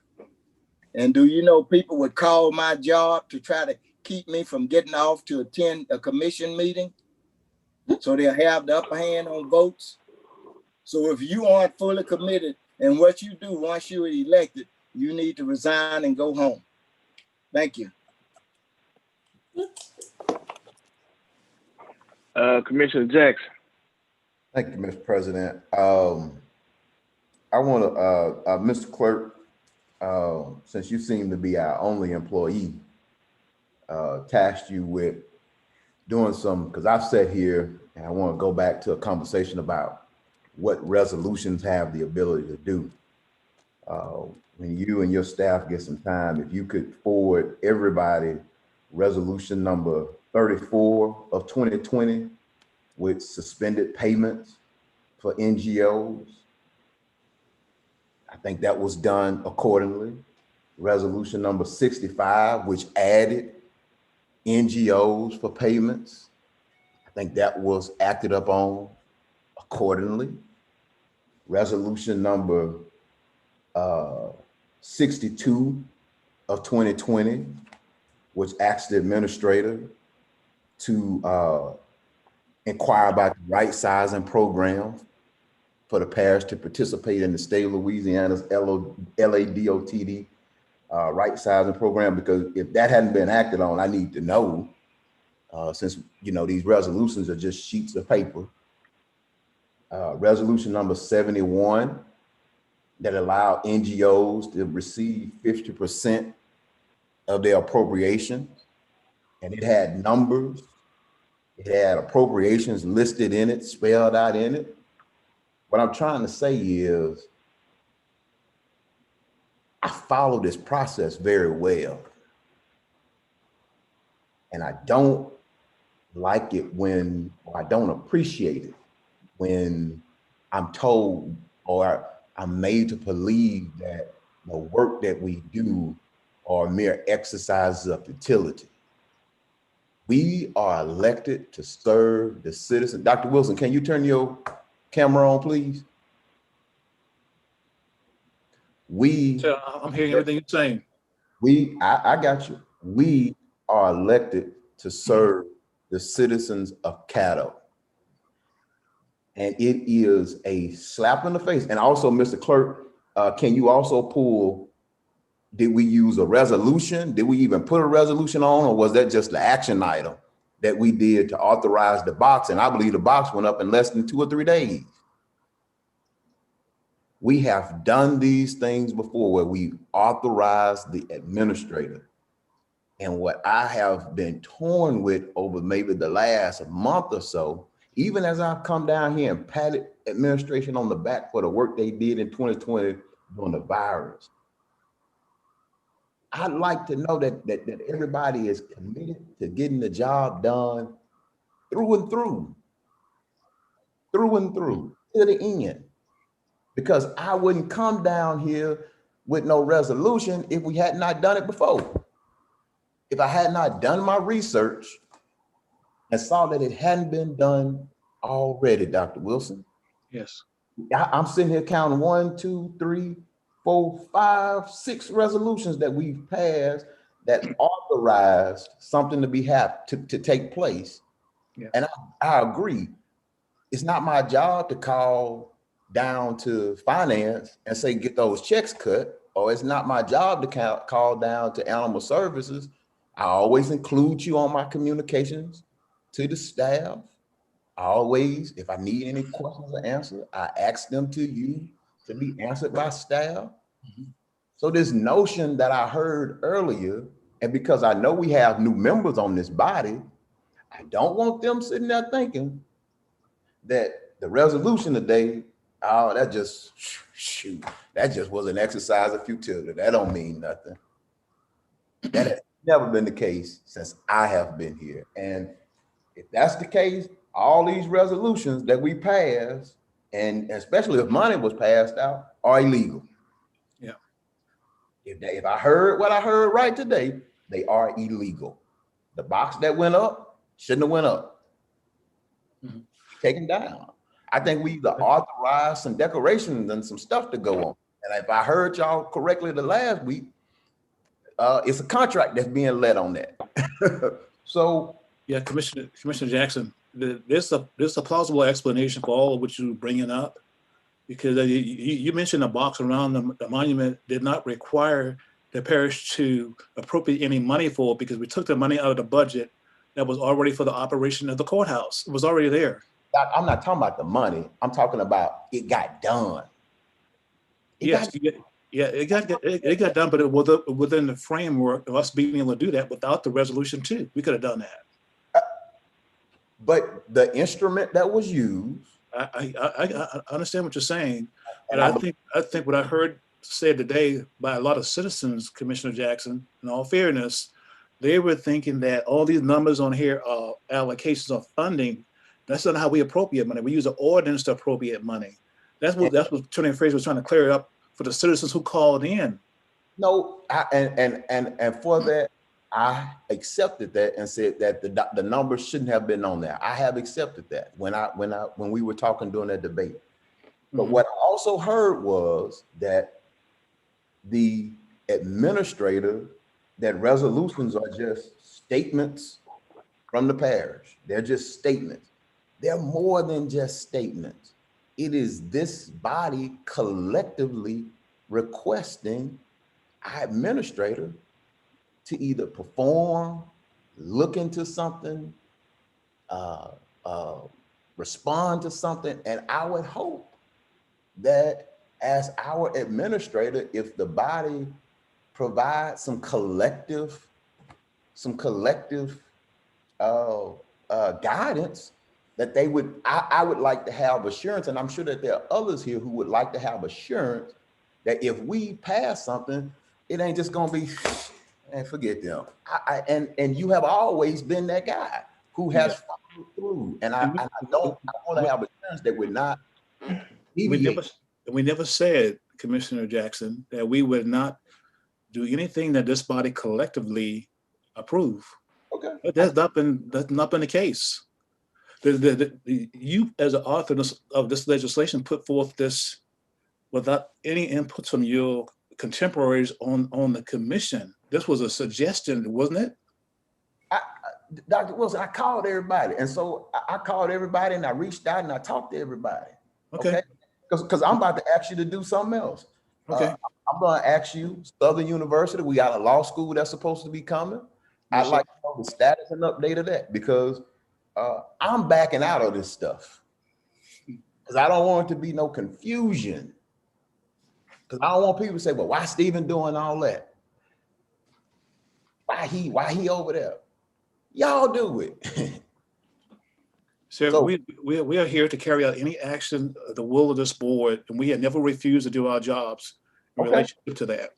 I got you. So Southern University Law Center, there's supposed to be some follow-up. So I would like to know where that is. I would like to make sure. So that ball is y'all's court. We appropriated the money for the study. It's gone forward. I would like for y'all to, whether you got to appoint somebody to do it, but the body has made it clear that we wanted to be a part of that. I'm not going out to move it from, because I think at least 2 or 3 different phases.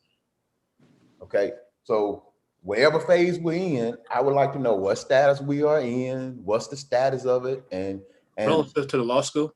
Yes, sir. Relative to the law school, I believe that there was something going on. I'm not convening any more meetings on it. Yes, sir. I'm not, and the same thing with the disparity study. I'd like to know where it is, who's doing what. I don't want to. I'm not convening anything else. Edward Jones Housing Trust Fund.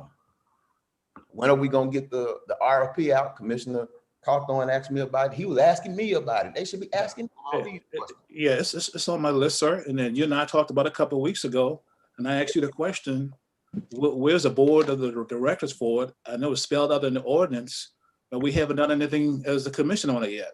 Y'all waiting on me to do it? No, sir. It's spelled out the president, the vice president, and the past president are the members of the board. And you and I had this discussion that we need to execute it. We didn't do anything for the first part of this year from 2020, from February to December, because of the COVID situation, and we're not even meeting in person. But I understand that. You and I spoke about a couple of weeks ago, and so on our list of things to get moving. But from the very onset, we said we didn't have the expertise in-house to manage a housing trust fund. We will have to do a request for proposal and do it that way. So now that we've got and that will be a cost when we get that done. Well, now that we've got the $1 million in, because we could have been putting the board together as over the years, because the trust fund was approved in 2017 and the board members were approved in 2018. It's 2021. Yes, sir. So, So you need administrators to tell you all to have a board meeting? Because no, it's already spelled out in the ordinance. no, sir. Board members. No, sir. What I'm saying is ordinance spells out who should be on the board. Yes, sir. Parish administration. It's commissioners. The commissioners are the members of the board. The parish commission? Yes, sir. It's the president, vice president, past president. I believe that's what the ordinance says. Dr. Wilson, somebody has to bring all this stuff together. Okay, I understand. And we're doing that. We'll get that done. But you and I just talked about it a couple of weeks ago, didn't we? We've been talking about it since 2018. Okay. And we'll do it. If y'all notice, I'll send a letter tomorrow asking y'all to have a meeting, and we'll go forward. Because I'm not on the board. No, I mean I'm talking to the board itself. I'm not talking to you. Yeah, I'm not spelled out in the ordinance. But what I'm saying is, I don't want it to be perceived as I'm down here trying to be a legislator and an administrator. That's not what I want to do. That's not what I was elected to do. That's not what I'm going to do. Okay. Hey. When I have projects and when I have things that my constituent, I got elected to serve people and they expect me to produce. And I intend to be able to show them that we're down here doing things for them. And so, Mr. Clerk, I would like for you to pull those things up. I'd like those things to be pulled up, and I'd like for them to be shared with the commission to show that we have used the resolution as an instrument, or we have used action items as instruments to request or task the administrator with certain responsibilities. So that's all I'm saying. Yeah, we're not denying that. I mean, I don't get the discussion on that one. Okay. We're not denying that. Every resolution that this board passed, we act on. Okay, I just want that assurance from you. Okay, I want that assurance. I'd like that assurance from you. Oh, you have it. Thank you, sir. That's it for me, Mr. President. Okay, Attorney Frazier, I see your hand. Yes, sir. As far as the disparity study, I can report that I received that RFP for review, for legal review on today. So that's where that is. As far as the resolutions that were requested to be pulled up, all of those resolutions were related to monies that had been appropriated. So there was no need to go back and do a reappropriation to suspend the program. And I'll address that fully when we receive, if Mr. Everson could send me a copy of that as well. As far as what a resolution does, I would charge each and every one of us to read Charter Section 3-11C. It's there in black and white. You don't have to take it from me. It's there. As far as the box around the monument done as an action item, that too dealt with monies that had been appropriated. And I note that there was no resolution or anything attempting to appoint who would put up the box or who would paint on the side of it or who would be doing these other items that you added as an action item there, because the administrator handles the day-to-day. That's all I got.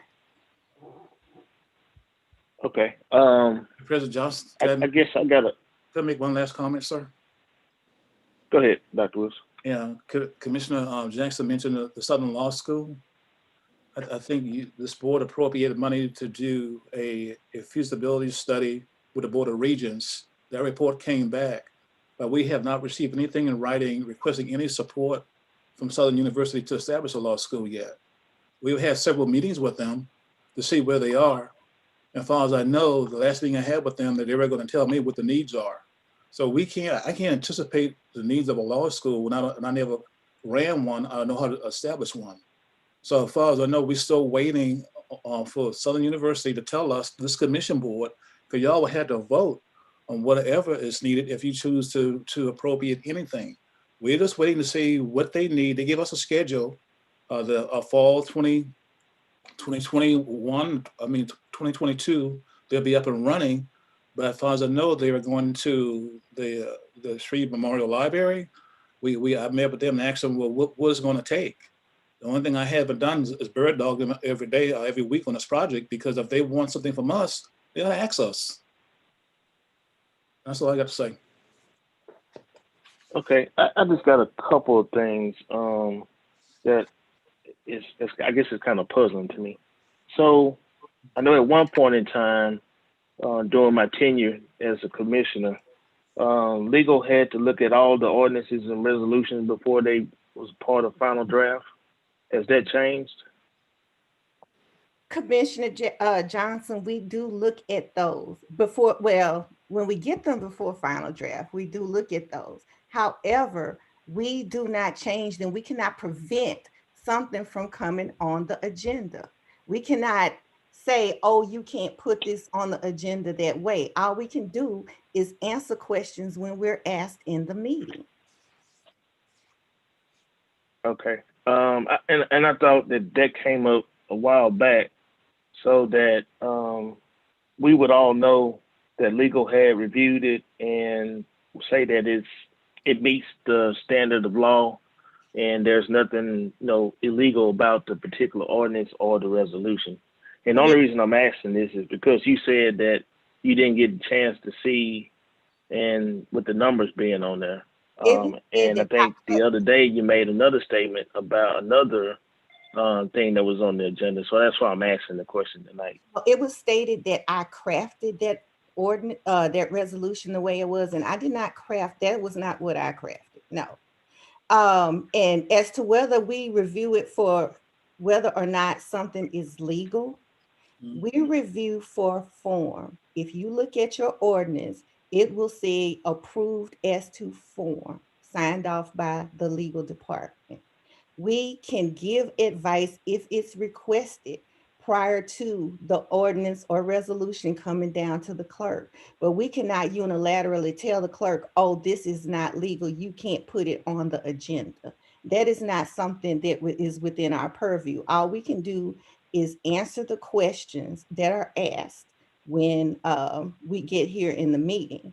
Now, what we can do and what Dr. Wilson has discussed with the staff is we will be using those fact sheets for ordinances and resolutions that we actually prepare. And you will know we'll have that on there if we prepare it. But well, I think there was something else that's missing too. We used to have those fact sheets from prior terms back that we had fact sheets on each one of them. So, I mean, I just think we just need to have something so it kind of will cut down on some of the time that we'll sit around and debate on a particular object, and we'll have the fact sheets. Everybody can read it, be prepared for it, and then when we come to the meeting, we won't waste idle time. And that's what I'm trying to end. Mr. Johnson, let me also say too that the problem that we're having today is a process that is continually changing. So some of the information that was alluded to today was found out since Tuesday. So that may be, that's also part of the issue with that being reflected on the actual agenda. So sometimes you're going to have things that we won't have the information for until we get to the point where we're at a meeting. Okay. And we are using the fact sheets, Commissioner Johnson. Okay. And then the other piece that I had was, I know that citizens are given 3 minutes to talk, and then visitors are given, was it 7 or 15 minutes? 15 minutes to talk. 15 minutes. 15 minutes from visitors. 15 minutes for visitors. I thought it was 15 minutes. And then I know at one point in time that commissioners were limited to 7 minutes of discussion, per item. But I can remember you said that wasn't in anything, but I know that we had discussed this in prior term as well. So can you make sure that that's not in anything? Absolutely. Okay. because I remember the clock was always 3 minutes, 7 minutes, 15 minutes. You know, so if we could, you know, establish that again. I'm just trying to streamline our meetings to make sure that, you know, we just don't waste everybody's time on this back and forth, and we can gather our thoughts before we make our statements, because we know we have only 2 times to talk per item. So you can gather your thoughts and try to get all that out within those 2 7-minute sessions. That's all I had. Commissioner Jackson, look like your hand is up now. I think you might be trying to get us out, get that time down. But that's all I'm trying to do. and I wanted to do it before we start losing all our quorum too. Yeah, I still got the record, I believe.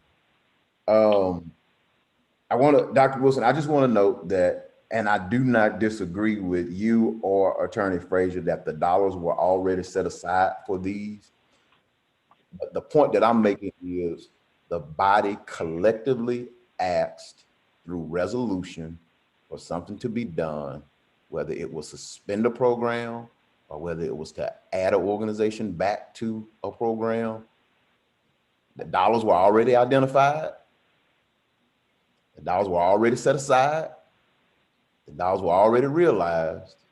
And we asked through resolution that the administration carry out the particular program in a certain way, whether it was to suspend the program or whether it was to supply funding at 50% of the program. It was legislated through a resolution. And all I'm saying is there has never been a case where we have collectively through resolution or action item asked the administration to do something and it was not done. That's all I'm saying. I'm not disagreeing that the monies weren't all, I know that the monies were already set aside, already identified, but we voted to suspend the program. Because if we didn't have to do that, then y'all didn't have to go out and suspend the program. Y'all could have just said, we're gonna do what we wanna do. Program continue. So that's the point I'm trying to make is through that legislative instrument, we asked or made the request or made the statement or whatever, and you follow through on it. And that's all I'm trying to get a gentleman and gentlewoman understanding on is these resolutions that we do are sometimes symbolic, but it is expressing the will and pleasure of the body. Thank you, Mr. President. Thank you. Commissioner John Paul Young, I think I saw your hand up. Was that a mistake or is No, it down now? question. It was about the fact sheet. Thank you. Okay, next item. Late arrivals, public comments. I'm sorry, I was No introducing. one is on the call? We don't have any calls right now. Do you want me to give out that phone number real quick? This is citizen comments. You can give it out real quick, and we're gonna do 30 seconds. That sounds great. It's 318-226-6596, and we don't have any callers currently on the line. Okay.